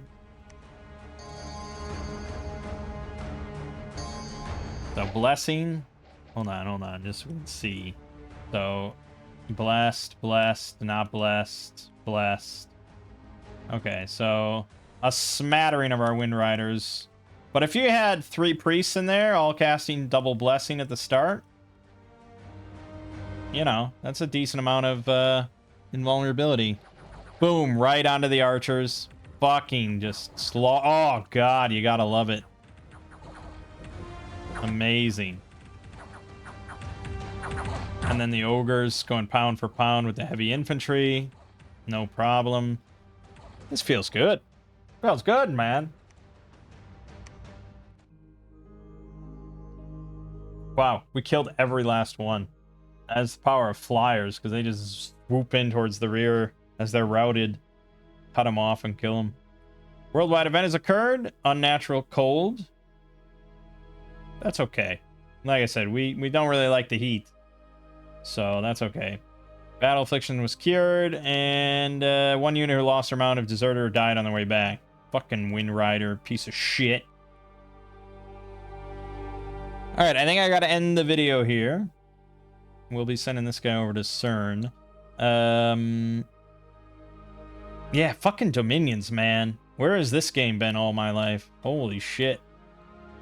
There's so many video games out there, man. Yeah, there's so many games I haven't played, and all I do is play video games. It's insane. Yeah. It's damn good. So, you know, Arcoscephale is, I mean, it's definitely different than Ulm. we're doing different things than Ulm. We have different sets of unit. I mean, now we have, you know, we didn't have in Ulm any like one type of unit that was just holy shit, you know. Whereas here, with at least at this stage of the game, Wind Riders with a good blessing can kind of just thug the shit out of stuff. But then we're also, you know, trying to get more involved with magic. We have a much different Pretender God that is going to be giving us undead. We have a lot more mage power to summon different units or do different things in combat. And we also have some fun things with like skeptics. I do think we have to be very concerned about this. I think the game could end pretty damn soon.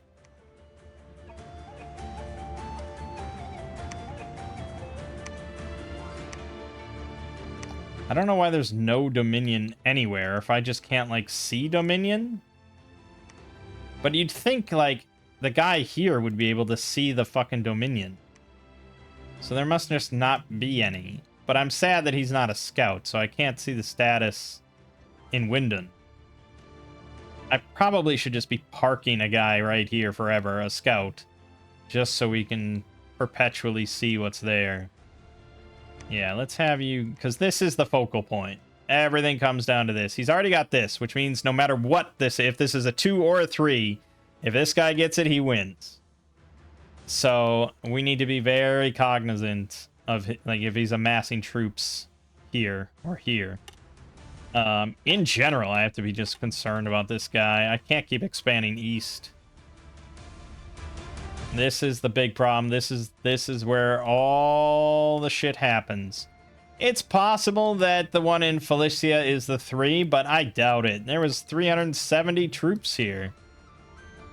I can't imagine he's already been able to beat that on turn, like, 15. Or no, we're on turn 19. Yeah, still, it seems fast. I certainly wouldn't be able to beat it. But if it was all ghouls, maybe. And actually, that's a good thing to consider. My Wind Riders with Invulnerable, depending on the composition of units there is a decent chance I could win. So I think if we're gonna consider that, I should be heading over to Azamar fast. No matter what, things are happening here. This game could be over in the next video. It kind of feels like it. I guess I didn't really consider how short of a game I was setting, especially with a map this small. But, you know, that's not the worst thing in the world, I suppose. I wouldn't have picked the game that short if I had known. But now I know. Well, let's not count our eggs before they hatch. Alright, I gotta end the video, though. Damn good game. My name is Mangg. Game watching has been Dominion 6. I'll see you fine folks in the next part.